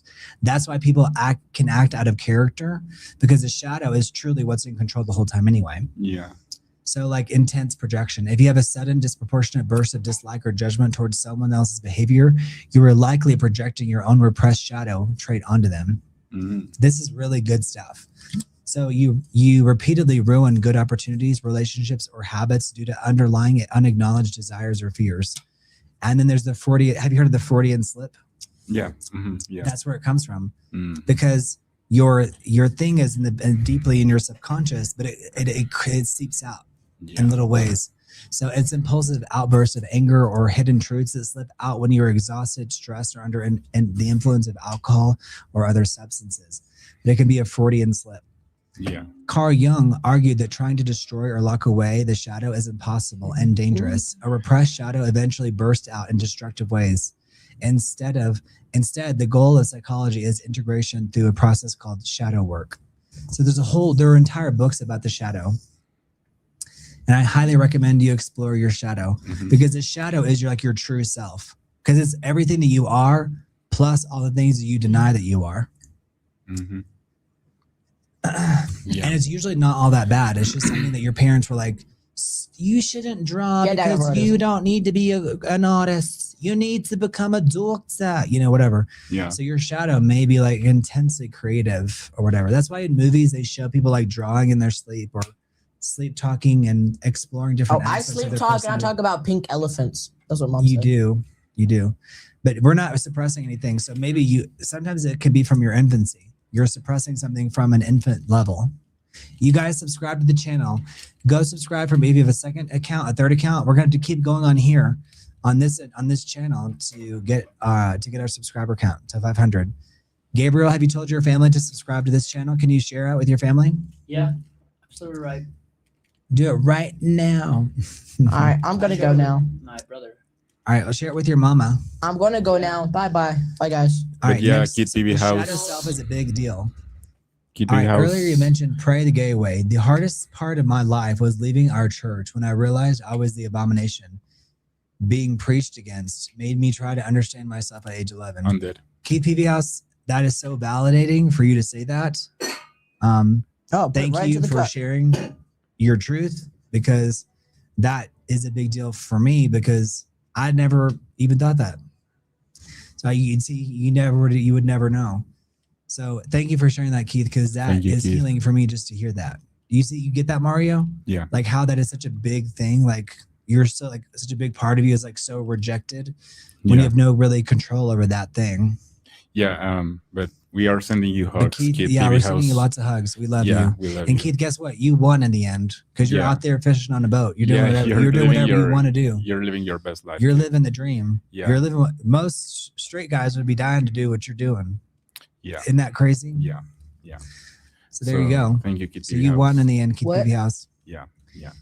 All right, I'm going now. That just went right over Jimmy's head, but that's all right. Mark Sands. Brent, have you heard of the play No Exit by Jean-Paul Sartre? No, I don't think I have. Have you heard of the play? Oh yes, No Exit. Yeah. I know the play No Exit. It's about hell. Mm-hmm. It's like a very scary play.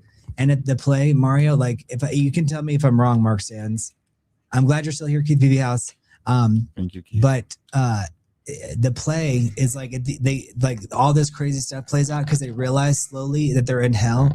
I saw this play before Jimmy was born. I saw a local production of it in Dallas, like way back when, and the play it like resets 300 BC. Back when I was born in 300 BC, as Jimmy likes to say. I got my own golf club. What? It's real strong. All right, sit down. You guys subscribe. Don't forget to subscribe to the channel. It really is a great play. Yes, Mark Sands, let me know if you have any. Mark Sands, if you can support the channel, please do so through Venmo, Cash App, or PayPal. Ethan, what? Can you add PayPal to the scroll? Ethan, what time do you have to go to bed? August. And you guys, I'm going to put Gabriel in English class, and I'm dedicated to him learning. So y'all, your super chats are going to go towards that as well. Because I really want him to learn in a structured environment. That way they can break it down because it's a lot of work. And so if he's in a group with other people that are at his level, then you actually will learn faster, Gabriel. And the reason why is because the teachers are going to teach you in a specific order. Mm-hmm. So when I used to teach English, I would teach in a specific order, and it would be like building a pyramid. And we would cover the basics, and then we would keep going until we got to the top. So, or even you could look at it as a reverse pyramid. You know what I mean? You keep getting more and more information. Is PayPal Brent Lemons? Yeah, BrentLemons@gmail.com. Okay. Yep. But Keith PBS, thank you for sharing that because that was hard for me too. When your church turns on you, it's very painful. It's also really painful when the church turns on you and the priest who's turning on you is gay, and they come out, 20 years later, and it's in the news. That's what happened to me, and you're like, well, dang, So it's kind of an interesting world that we live in. We live in a world full of paradoxes, and contradictions, and hypocrisy. All right, you guys, we got to get to 500 subscribers. I know we can do it. Let's keep going. No. All right, the shadow work. Go look up a book by Marianne Williamson. She's amazing. All right, next. Self-actualization. All right, Jimmy, do you know what self-actualization is? No. Self-actualization is like becoming the highest and truest form of yourself. So it's like all of your life experiences have helped you become like the ultimate version of who you want to be. And some people can argue that no one ever truly reaches self-actualization. Other people argue that there's like a threshold that you reach self-actualization when you're happy, healthy, you're doing what you want to do. You're happy with who you are and what you do every single day. Mm. At one point I thought I reached self-actualization, but then you can lose everything, and then you can start to question, did I reach self-actualization? Yeah. What do you have on your list as self-actualization? Brent, I'm continually amazed by the extent of your knowledge and insight. A short live stream in the future about mental health would be nice. Keep PB House, I would love that. Yeah. I think if it was just me, and like, or just me or Mario, I could have a shorter live stream. But like part of the fun is like having Jimmy here learning and being exposed to all the different ways that people live, and in life you have to be exposed to different cultures. You have to be exposed to different ways of living, and like just understanding art. Like, so yeah, thank you, Keith PBS. I really appreciate that. Thank you. Mental health is so powerful to understand, you know, because you have to have a mental fortitude to get through the hardest times. Because so many people, once they enter hardship, they don't move forward. But you've got to be mentally strong. And you know, Mario, for example, is very mentally strong, like incredibly mentally strong. There have been situations where, with all the different things that have been going on in the world, and it's like Mario, it's like he sees into the future and is like, I get it, Brent. Like, we're gonna stay strong. It's like holding on. It's like Tom Cruise in one of these, you know, holding onto the airplane as it's taking off. He's like, against all odds, it's like holding on to make it to the other side. Yeah, that's very important. So, so thank you, Keith PBS. That means a lot to me. I appreciate you saying that. Yeah, and self-actualization is reaching your potential by developing your abilities, values, and purpose. But it's again a constant debate within yourself. Yeah. Meaning constantly asking yourself, what do I want to truly achieve or be? This is a psychological process, and it's about realizing and fulfilling your maximum potential. It was popularized by humanist psychologists like Abraham Maslow. And the reason why Maslow is so big is because there was the Maslow's hierarchy of needs. Yeah, that's needs, right. Needs, yeah. And Kohlberg, someone asked about Kohlberg's ladder. And so Kohlberg's ladder is stages of moral development, like your moral development. So, which is often visually represented as a ladder or a staircase. So this might be new to you, Mario. Have you heard of this?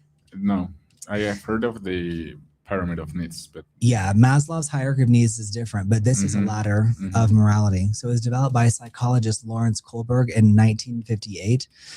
The framework outlines how human beings develop their sense of morality, ethics, and justice as they grow from childhood into adulthood. So the ladder consists of 3 broad levels, with each level containing 2 distinct steps. As people climb the ladder, their reasons for making moral choices shift from pure selfishness to universal ethics. So just to be real quick about it, there's the pre-conventional morality, like the bottom steps. So it's like obedience, punishment, individualism, and exchange. Then you go into conventional morality, which is good interpretational, interpersonal relationships, maintaining social order. And then level 3 is post-conventional morality, which is like social constructs, individual rights, the universal ethical principles. That's like the highest level is the universal ethical principles. It's the highest rung on the ladder. Like morality is based on internal universal principles of justice, human rights, equality. The individual will follow their conscience, even if it means breaking the law or social ostracization. Yeah. So that's like the ultimate, because after you've learned everything and you've understood like punishment and this is what's right and this is what society, this is why people go against their church after they've been in a church for a long time. Yeah. Because at the end of the day, they learn that their own personal sense of ethics and morality, it trumps, for lack of a better word, it trumps whatever the order says. Maybe their culture, maybe their church, their religious group that they belong to. Because at the end of the day, you have to have your own set of personal ethics and values. And ethics is something that you implement upon yourself. Right. And so, there on screen we also have the pyramid of needs by Maslow. This is so good. Maslow's, hierarchy. Jimmy, look at this. I've seen it. Maslow's hierarchy of needs. Very big. Avril Dalton, let me know if I explained Kohlberg's ladder enough. I could speak for hours about Kohlberg's ladder. Yeah. And this is a different visualization of. So Jimmy, when you're a baby, water, food, air, all that stuff. Then you have safety, like, having security, employment, resources, health, property. Then there's love and belonging, like having your family love you, having like maybe like being in a romantic relationship later on. Then your own self-esteem, like having, self-respect, status, recognition, freedom, just personal strength. And then self-actualization is like the desire to become more than what you can be. Yeah. And I think you could argue that people, once they have a certain level of intelligence and they've met certain needs, but this is why whenever you lose your house, it can be so demoralizing, because when you lose like your house or where you live and with all of your belongings, it feels like it takes you back to the beginning of the hierarchy. Yeah. And then it can cause you to have like a bit of a crisis in terms of understanding who you are and where you belong in society if you have to start all over again. Yeah. So people are like, why is this guy who's already made it? Well, that's the situation that we're in. Avril Dawson says, yes, thanks. And there's a movie illustrating it's called Untraceable. Okay, I'll check it out. Kohlberg Ladder Untraceable. Yeah. Love it. There's also a movie called Untraceable with Diane Lane, which is about her tracking down someone who's like kidnapped somebody. So there's another movie called Untraceable. Yeah. And the next question is, we're entering round three. Okay, round three. And so the first concept is the trolley problem. This is a famous one. This is a really famous dilemma. Yeah. The trolley problem. Jimmy, have you heard of the trolley problem? You guys, I was speaking really fast to get through that because I was like, Kohlberg's ladder is a whole video. It's a whole like 10-hour explanation video. Yeah. All right. So what is the trolley problem? That's where you can pull a lever. Yeah. And you slice somebody in half, or several people, or a bunch of people. Yeah. Or die. So it's like a moral dilemma problem. Yeah. Right? It's a thought experiment in moral philosophy and moral psychology with many variations. But the original is by Philippa Foot, and runs as it follows. Suppose that the judge or magistrate is faced with rioters demanding that a culprit be found for a certain crime and threatening otherwise to take their own bloody revenge on a particular section of the community. The real culprit being unknown, the judge sees himself as able to prevent the bloodshed by only by framing some innocent person and having him executed. Beside this example is placed another in which a pilot whose airplane is about to crash is deciding whether to steer from a more to a less inhabited area. To make the parallel as close as possible, it may rather be supposed that he is the driver of a runaway tram, which he can only steer from one narrow track onto another. 5 men are working on one track and 1 man on the other. Anyone on the track he enters is bound to be killed. In the case of the riots, the mob have 5 hostages, so that in both examples, the exchange is supposed to be 1 man's life for the lives of 5. That's right. So it's a classic thought experiment in ethics and psychology. So it forces you to choose between 2 deeply flawed, uncomfortable options to examine how we measure value and human life. And so, like you said, it was Philippa Foot in 1967. And so you do nothing or you pull the lever. And that's really the only options that you have. Doing nothing, it kills 5 people. But if you pull the lever, the trolley switches and kills 1 person who's on the tracks. So those are the 2. To boil it down, that's the simplest way to do it. But that was beautifully said, Mario. So thank you.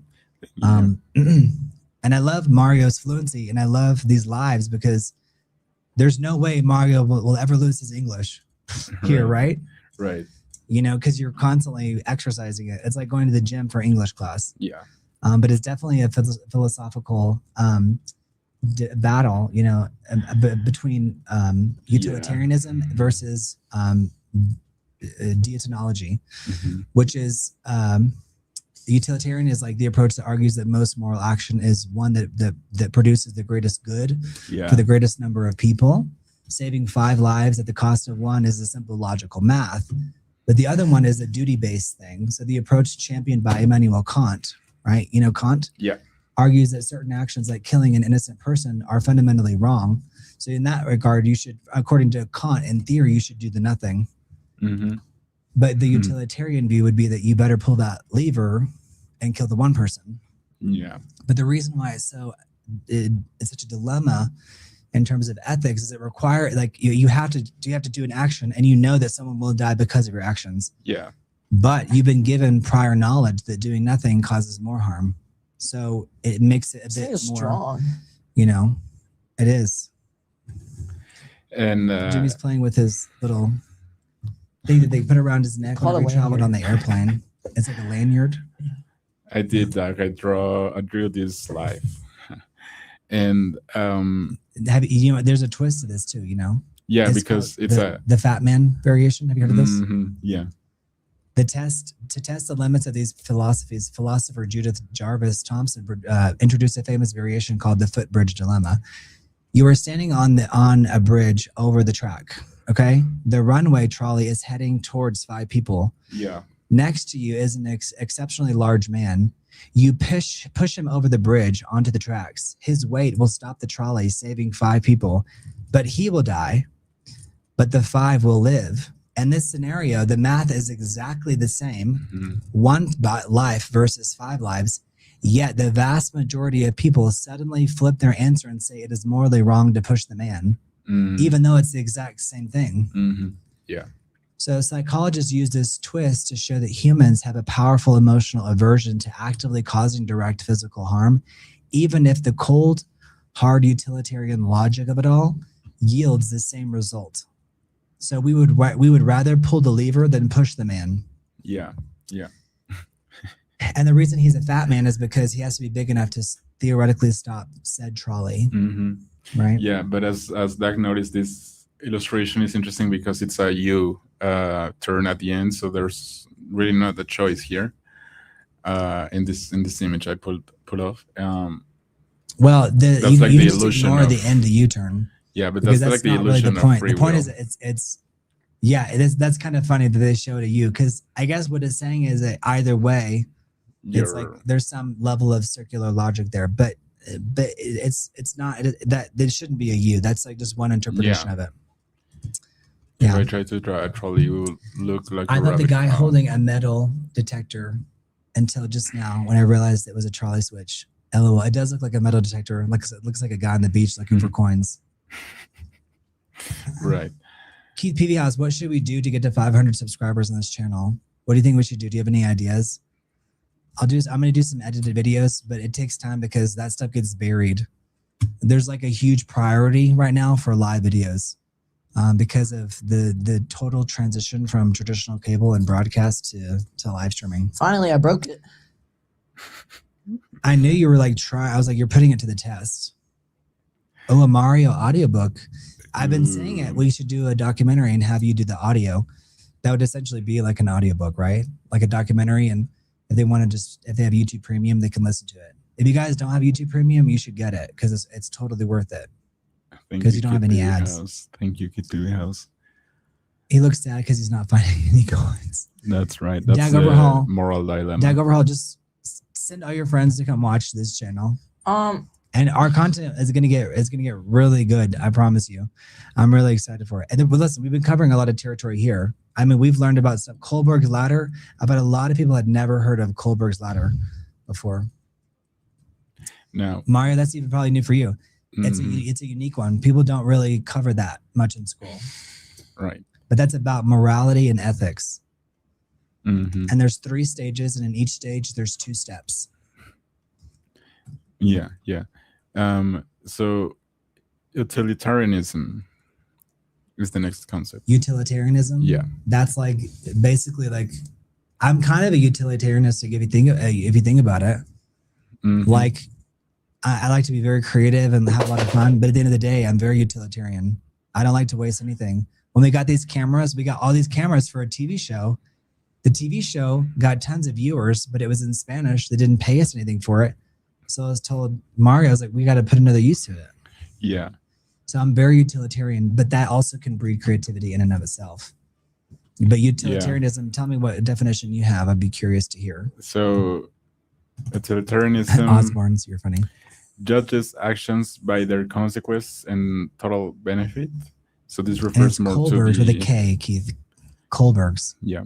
This refers to an ethical theory to stating that the most moral action is the one that maximizes overall happiness, well-being, or utility for the greatest number of people. Yeah. So the principle of utility is that the we ought to maximize happiness and minimize pain. Maximize happiness and minimize pain. Basically, have you thought about it, Mario? I'm a utilitarian at heart. Because I'm not trying. But in a way, it's like trying to achieve the highest level of logic. Yeah. From the human condition. So I think we all are utilitarian, to an extent. Let's keep going. We'll do one more. You guys, let's leave a. Come on, they're gonna come through for you, Jimmy. Let's get a Venmo or a Cash App. You guys let us know if you've left one. Now, the ontology. The ontology. Oh, you're good, Keith House. Speech to text does that. The ontology. Can you drop it in the chat so I can see what you're saying? Yeah.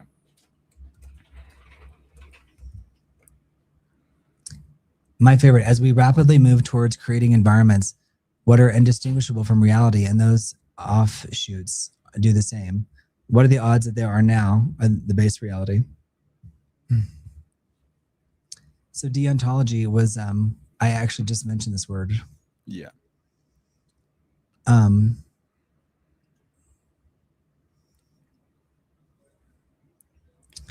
As we rapidly move towards creating environments that are indistinguishable from reality, and those offshoots do the same. So we can put that on screen. What are the odds that here and now are the base reality? Yes. So deontology is an ethical theory stating that the morality of action should be judged based on whether the action itself is right or wrong under a series of rules, duties, or obligations, rather than based on the consequences of the action. So basically judging the action based off of what the intent is to an extent versus what actually ends up happening, right? Yeah. So the word comes from the Greek roots of dion, meaning duty or obligation, and logos, meaning the study of. So this was from Immanuel Kant. Yeah. Right. Kant. This is why Kant argued, that it's about your intention versus what the consequences are. So the core idea is that the end does not justify the means. I wouldn't say I necessarily agree with this, but in deontology, certain actions are strictly forbidden, even if carrying out such actions would result in a highly positive outcome. It stands in direct opposition to utilitarianism, which says an action is as good as its results and the greatest happiness for the most people. And to deontologists, if an act is inherently wrong, like lying, stealing, or killing, it is always wrong, no matter how much good comes of it. I'm definitely not a deontologist, and the reason why is because if you have a higher level of logic, deontology is kind of it's like its own farce. Does that make sense? Yeah. I feel like it's but I get it. But it's like the way you would explain logic to a child. But once you get older and you realize maybe telling a white lie, if you know that telling a woman that her dress looks bad, if she's going to jump off a bridge, it's better to tell her that she looks nice. Yeah, have to be a little bit more pragmatic. So, essentially that's what deontology is. And Kant had a golden rule, just not to kill a dead horse or to kick a dead horse. But Immanuel Kant created a tool to help people figure out their moral duties. He called it the categorical imperative. One of its main foundations is act only according to the maxim, whereby you can, at the same time, will that it should become a universal law. So before you do something, ask yourself, what if everyone in the world did this all the time? So, but again, that doesn't necessarily apply to the physical laws of your situation. Yeah, no. So, but deontology is really fascinating. That's for the advanced level.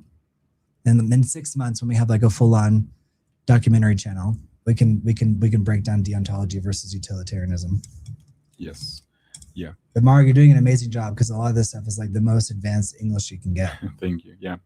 So the next concept is Keith PV has a good point. People will believe what they hear the most. Loudness becomes reality. Right. That's become true for a lot of people.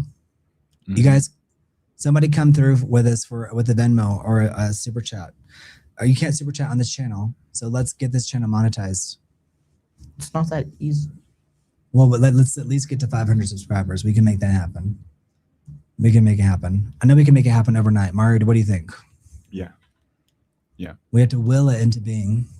Willpower. Yes. So the All next concept is virtue ethics. All right. Yes. You're about deontology? Virtue ethics. All right, let's put it in the chat. Virtue, yeah. Thank you, Keith PV House. Thank you. Oops. I put the wrong concept. Oh my gosh. Is it not? What happened? It's pasting the wrong concept, but Okay. I'm just going to type it in. Virtue ethics is being good about rules or character.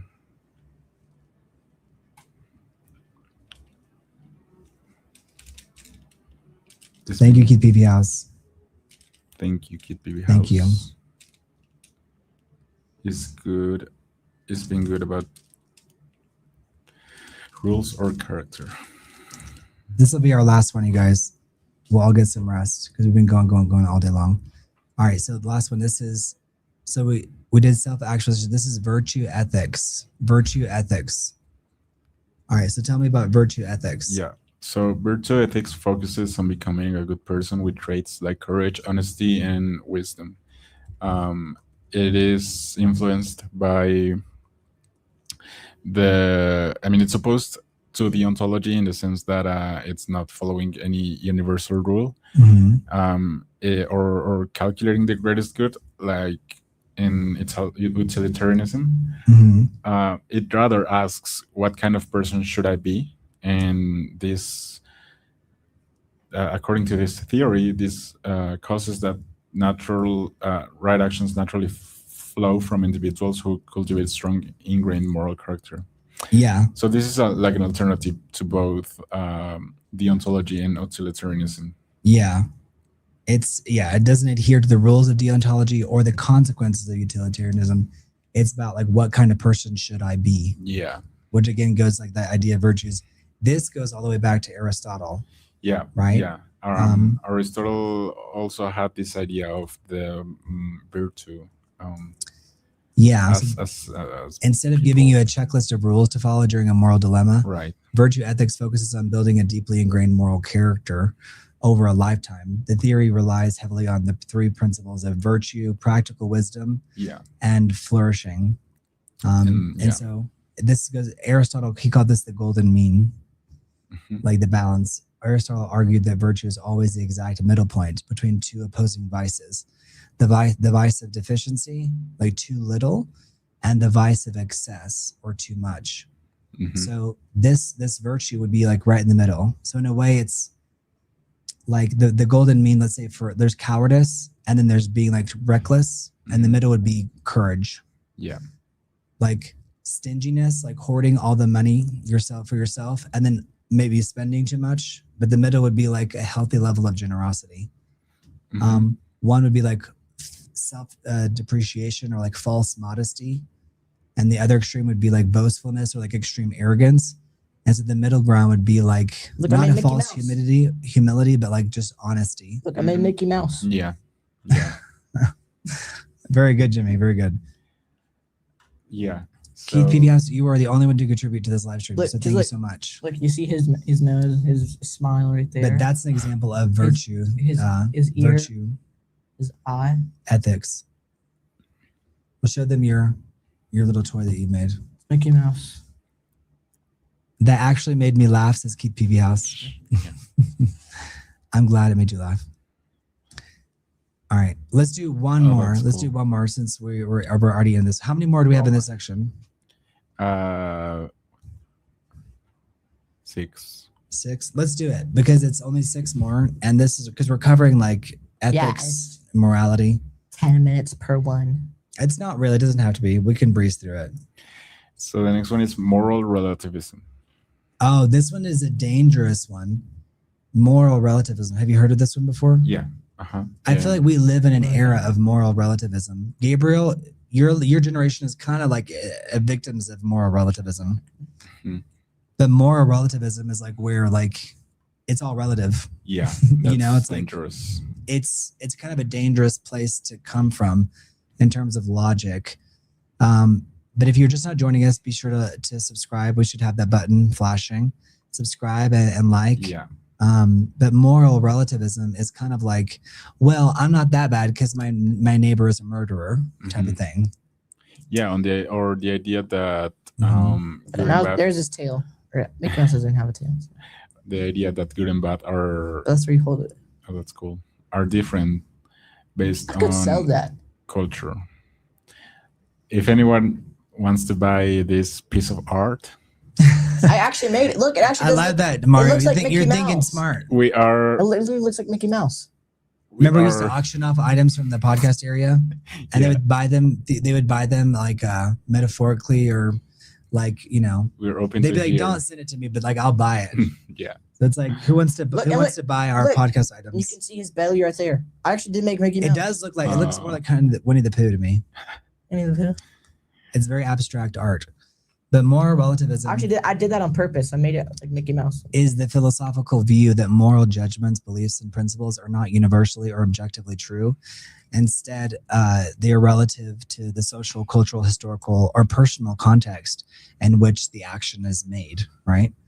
So while a moral objectivist believes that certain actions like murder and slavery are wrong for all people, a moral relativist, at times everywhere, a moral relativist argues that there is no absolute objective standard for right or wrong.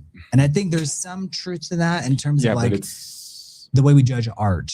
Like you can't go back and change the past, but it doesn't mean that you're a moral relativist. It just means that you know that that's what it is. What it is. Yeah. Because you can't change the past. Also, also it's dangerous. Cultural relativism as well. It's also dangerous to sit on the other extreme and say everything Absolutely. is an absolute, because it's not the. It's even more dangerous, probably. Yeah. Because you're so strict. Mm-hmm. You're like, women can't do this. You know what I'm saying? And so you're saying it applies everywhere. It's like, okay, well, so there's cultural relativism as well that looks at morality through a societal lens that argues that, what is considered morally right in one society may be considered morally wrong in another.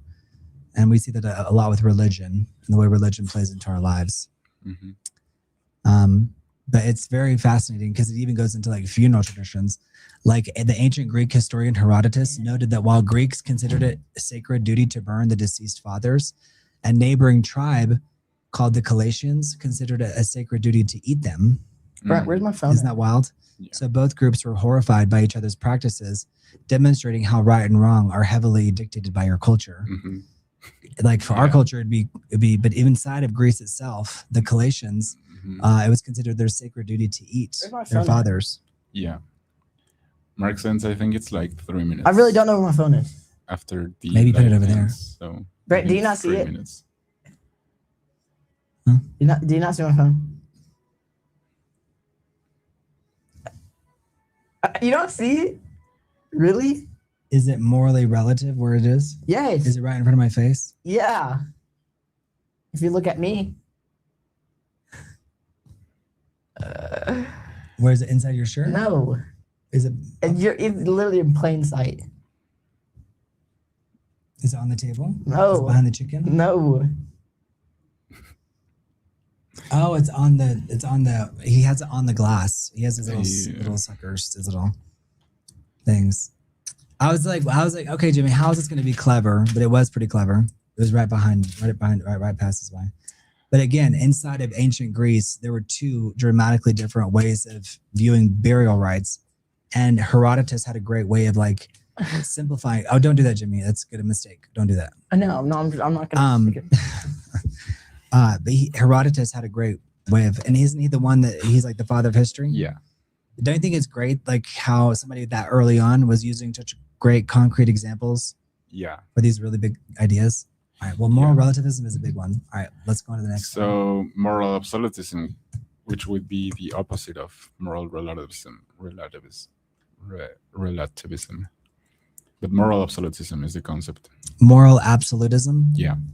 I think that's the opposite, right? Yeah. It's the opposite of moral relativism. It's where it's like there's like a universal right and wrong. Yes. It says some moral truths do not change with opinion or culture. But again, it's not that. What question are we on, Mario? There's 4 more left. Okay. So moral absolutism is the opposite, meaning Like absolute. So Yeah. like in My theory, heart's heavy. It won't even come on. it's the idea of certain actions are inherently right or wrong, regardless of context, culture, and consequences. Yeah, it stands in direct opposition to moral relativism. While relativists say that morality changes depending on the situation or culture, a moral absolutist believes that moral laws are fixed, universal, and apply to all human beings across all time. Yeah. So there's no exceptions. The absolute rules usually come from an external authoritative source, such as religion, natural law, and rational philosophy. But there are some common day examples like no torture or rules against stealing. Like a moral absolutist would maintain that stealing is always wrong. Like if a starving person steals a loaf of bread to feed their family, an absolutist would say that even though it's a tragic circumstance, the judge still acts as if the thief was acting immorally. Yeah. So you see why it's equally as dangerous, if not more. Yeah. And so that's why on some level we're all moral relativist with a dose of the ideas of the virtuous self. Yeah. Jim was like, sure, I'm totally listening. No, I am. Yeah. So hey, Mark Sands, this particular channel is not monetized since it does not have. It has to have 500 subscribers and 3,000 and 3,000 watch hours. Brent. PB House. So that's the trick. It needs 500. It needs 500 subscribers and 3,000 watch hours. So that's the trick. It doesn't actually even need 1,000. It just needs 500. So we're only 50 away. So the next concept is the golden rule. The golden rule. So that's like to do unto others as you would have them do unto you. Yes. Yeah. But why would be that the case? Well, to maintain harmony. Yeah. And prevent war. Yeah. And also it's like it allows you to like. Now that can cause problems because maybe other people don't want to be treated the way you want to be treated, right? But it's a great rule to live by, in terms of like, it generally keeps you out of trouble. But you tell me, I would like to hear more. No, yeah, it's like the ethical principle of reciprocity. Reciprocity. Yeah, like treat others as you would like them to treat you, because generally people want to be treated with respect, right? Absolutely. I mean, generally. Generally speaking, right? Unless you're in my friend group. Unless you're someone who's like, well, right. Exactly, I think there's an age where y'all pick on each other. They play jokes, and then we just like we don't even. I'm not even gonna repeat the stuff we said. I think that's like a level of. It's like tigers that are playing. Yeah. Like as an adult, you don't necessarily want someone to come and pounce on you. Yeah. But as a kid, you might like that. Yeah. So I like this. I like turtles. I like turtles. I like turtles. I like this. Hey, James and Drisek. Well, thank you for subscribing. All right, next. Yeah. So the ends justify the means. The ends justify the means. That's like an ethical way of thinking where it's like saying, like, even if all of this other stuff has to happen, maybe it's negative. If in the end, the result is what we desired as a group or as an individual, then it doesn't matter who has to die or whatever, who has to suffer. And it goes back to like the trolley car example. A little bit. It's not completely like that, but it's more like whatever the end result is, whatever has to happen to get to that goal. Yeah. But that could also be partially a false argument because you don't really know what the odds are for you to actually get your goal. But it's a strong phrase. I think someone coined that phrase a long time ago. The ends justify the means. Is that what you said? The ends justify the means. The ends justify the means. 3 more questions. Yes. It means the result is justified by whatever actions had to be taken to get to said results. Yes, but it can be a dangerous idea because it can excuse cruelty if people claim the goal is good. So also, I mean, it can be used by both Yeah, good the and bad ends justify the means. things. Collateral damage is never factored into ends versus means. That's so true, Kid Big House. Yeah, Keith Picasso made a good point. The phrase itself is a stance asserting that if a goal is important or morally good enough, that any method that is used to achieve it, no matter how deceitful, violent, immoral, dishonest, etc., is acceptable. The phrase was actually misattributed to a specific 16th century political satirist. Its true linguistic and philosophical origins are a mix of ancient Roman poetry, Renaissance political strategy, and Jesuit, if you can believe it, Jesuit theological debates. But it originally goes back to Ovid from 10 BCE, 10 before the Common Era, before Christ. The earliest recorded version of this exact sentiment is in the ancient Roman poet Ovid.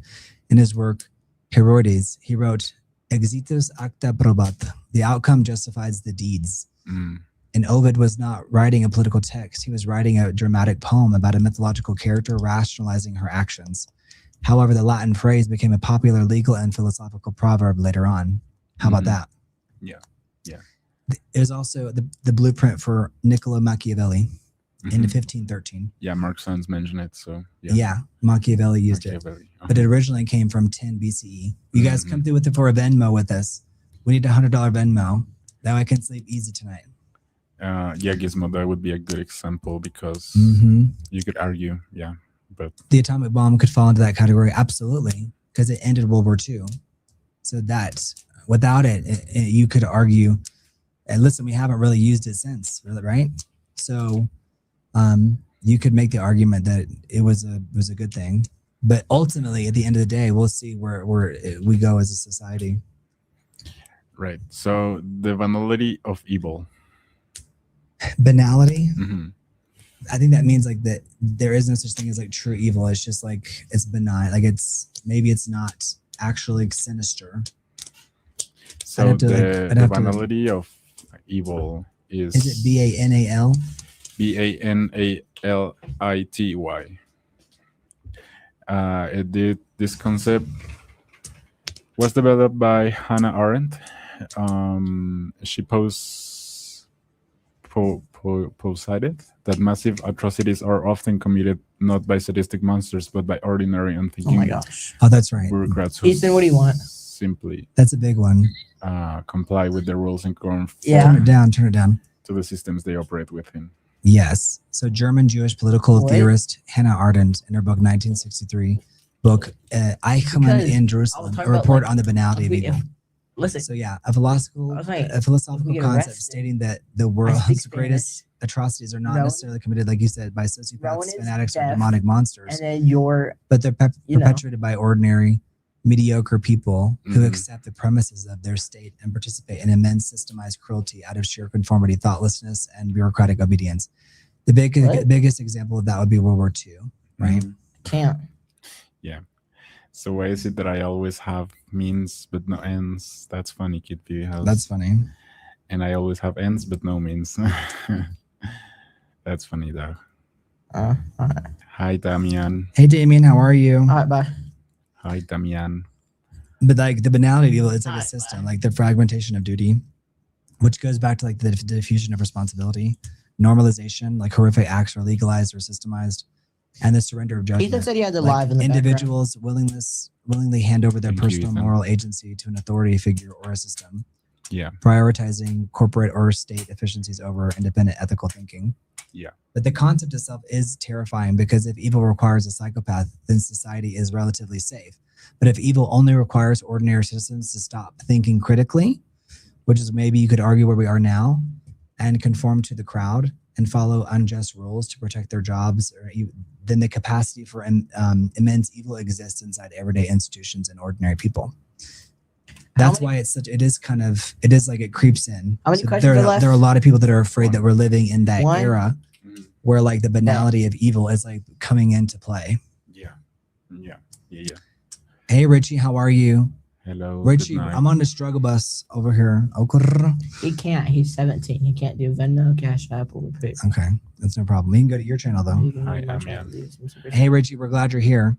You guys, Richie, tell your friends to subscribe from all your channels. This channel, we're getting it off the ground, but we're having a good time. But also we've explored some really difficult moral, ethical, reality-based questions, like what is real, from Plato's cave, simulation theory, to right and wrong, the hierarchy of needs, all this stuff. Yeah. So the last question, well, The last one, you guys, the last one. This is the last one. The last concept. Yeah. Last concept. Moral courage. Why is doing the right thing hard? Moral courage. Why is doing the right thing hard? Typically, it's hard because, going back to the banality of evil. Oftentimes, like doing the right thing requires you to go against maybe a system that's in place, or you might not be acting in your direct best interest. Yeah. What do you have in front of you? So the moral courage refers to the idea of standing for what is right, even when it costs you comfort, popularity, or safety. Meaning, or danger, risk. Yeah. Yeah, because the better path doesn't tend to be the easiest. Yeah. So it plays along with this idea. It kind of goes with like physical courage and like overcoming like the fear of bodily harm to do the right thing. You could even receive like Jimmy is the weird one in the group most times. Social rejection, professional ruin, financial loss, or personal embarrassment to do what is right. So the core framework here, this is your time to leave a Venmo, PayPal, whatever. I don't know if it's part of the scroll. It's on there. But the clear conscious boundary is like recognizing that a situation violates fundamental human rights, fairness, or ethics. Awareness of the danger, fully understanding that speaking up, because you can't act courageously unless you know the framework that you're operating inside of, right? So it's like you have to know, like, if you think that you're going to get rewarded, then it's not very courageous, right? Yeah. So moral courage requires a certain level of circumstances. Yeah. So philosophers and psychologists view moral courage as an essential bridge between knowing what is right and actually doing what is right. Without it, virtues like honesty, justice, and compassion remain purely theoretical. Yeah. So, and it has to be voluntary. So you have to have a clear conscious boundary, recognizing what the situation is, awareness of the danger, and the act has to be voluntary. So the examples would be like a corporate whistleblower, or standing up to your peers, or like bullies, or refusing unjust orders, like a military officer, kind of like in the movie A Few Good Men by Aaron Sorkin. Very great screenplay. And standing up, because you could violate law or human rights if you followed that direct order. So there's so many different things, but moral courage is the direct antidote to the bystander effect. Have you heard of the bystander effect? Nope. So it's the direct antidote to the bystander effect, or the banality of evil in group settings. I thought the last question was the last question. I'm just explaining it as we close out. In group settings, where do we go? How do we go from let me doing finish. the right thing to bystanders? Bystander. So that the moral courage is the exact opposite of the bystander effect. The bystander effect is kind of similar to the diffusion of responsibility. It's like something happens and you don't do anything. You just like let it happen. But in group settings, humans naturally suffer from a diffusion of responsibility, the mental trick where we tell ourselves someone else will surely step in and to fix this. A person with moral courage overrides this evolutionary urge to conform and accepts total personal responsibility for the ethical outcome of what's in front of them, right? So this is a great place to actually end. So it's kind of like, even on YouTube, it's like, if you want to support something, it's like you have to actually take the action to do the thing. Don't just be like, oh, they'll be fine, Yeah. It's like, no, like help us out or whatever. This is a great chart here. We have narrative curiosity, unafraid openness, and outcome ideation. And then there's moral courage in the middle. But yeah, having moral courage, if you ever have to describe it, the shortest way would be it's in direct opposition to the bystander effect. Because if you have moral courage, it means you've weighed all the consequences of you acting, and you've gone and done the right thing according to your own ethical beliefs anyway. Yeah, because Ethan, go ahead. David Young, you're hilarious. Did I miss anything? He's like, just come in at the end. Oh, Let me come in at the end. Watch the video again so we can get our watch hours, David Young. yeah. Bystander effects equals same thing that happens the other day when I helped the old man. No one else helped until I did. Absolutely, Keith PB House. Way to drive it home. Ooh, Is yeah. he- Way I to mean, drive it home. That's exactly what Ethan. Keith PB House exactly described earlier today. There was an elderly man who had a walker and he was struggling, and the Keith PB House stepped in to help him. And then all of a sudden, everybody was like, "Oh, let me help." But it also awakened inside of them this. Instead of it being a diffusion of responsibility, they all immediately felt guilty for not helping, right? Mhm. So it's like they wouldn't have helped otherwise. The Keith PB House helped trigger a positive effect. But what's odd is that once he helped, the other people weren't needed anymore. Here, in Ethan, that I'll call you in a particular little case. bit. I'll tell you. Yeah. But hopefully it inspired those people, Keith PB House, to act more ethically and more morally, to be more morally inclined in the future. Yeah. Yeah. But Mario, how was this for a headbender? It was really interesting. Just to close out the definition of moral awareness, it is also common for it to challenge our own system of beliefs. So that's why it can be tough too.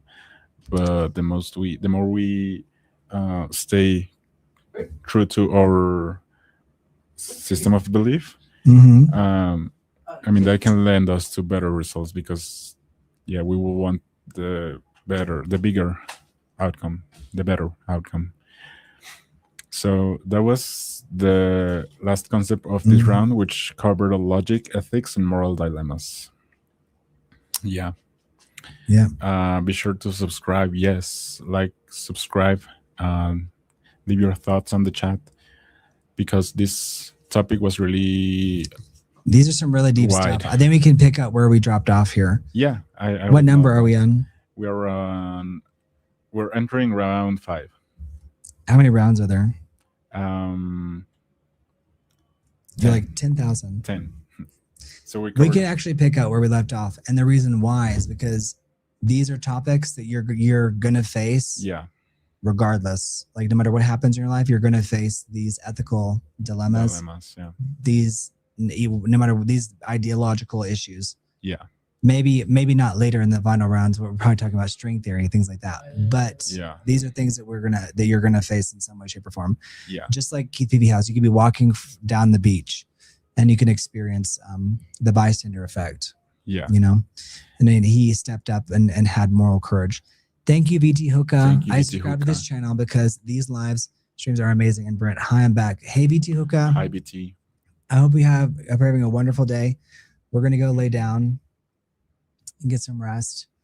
You guys subscribe to the channel. Subscribe. Hey, guys. Amian. Hi, Hey, Damian. John Scott. People are afraid to interview, it seems. Intervene. That's right. I don't know if they're afraid to intervene. I think that, I guess they're afraid, but part of it is that there's like Good Samaritan laws. Have you heard of that, Mario? It's The like, what? let's say that there's someone that's like coughing on the side of the road. Mm-hmm. Let's say someone's coughing. I just don't want you to scratch it. Uh-huh. I was just trying to break. Don't you? Okay, don't. Okay, just cut it. But a Good Samaritan law would be like, let's say someone is like, you're having to pump their chest, Mm-hmm. pump blood in their chest, and let's say you accidentally break a rib.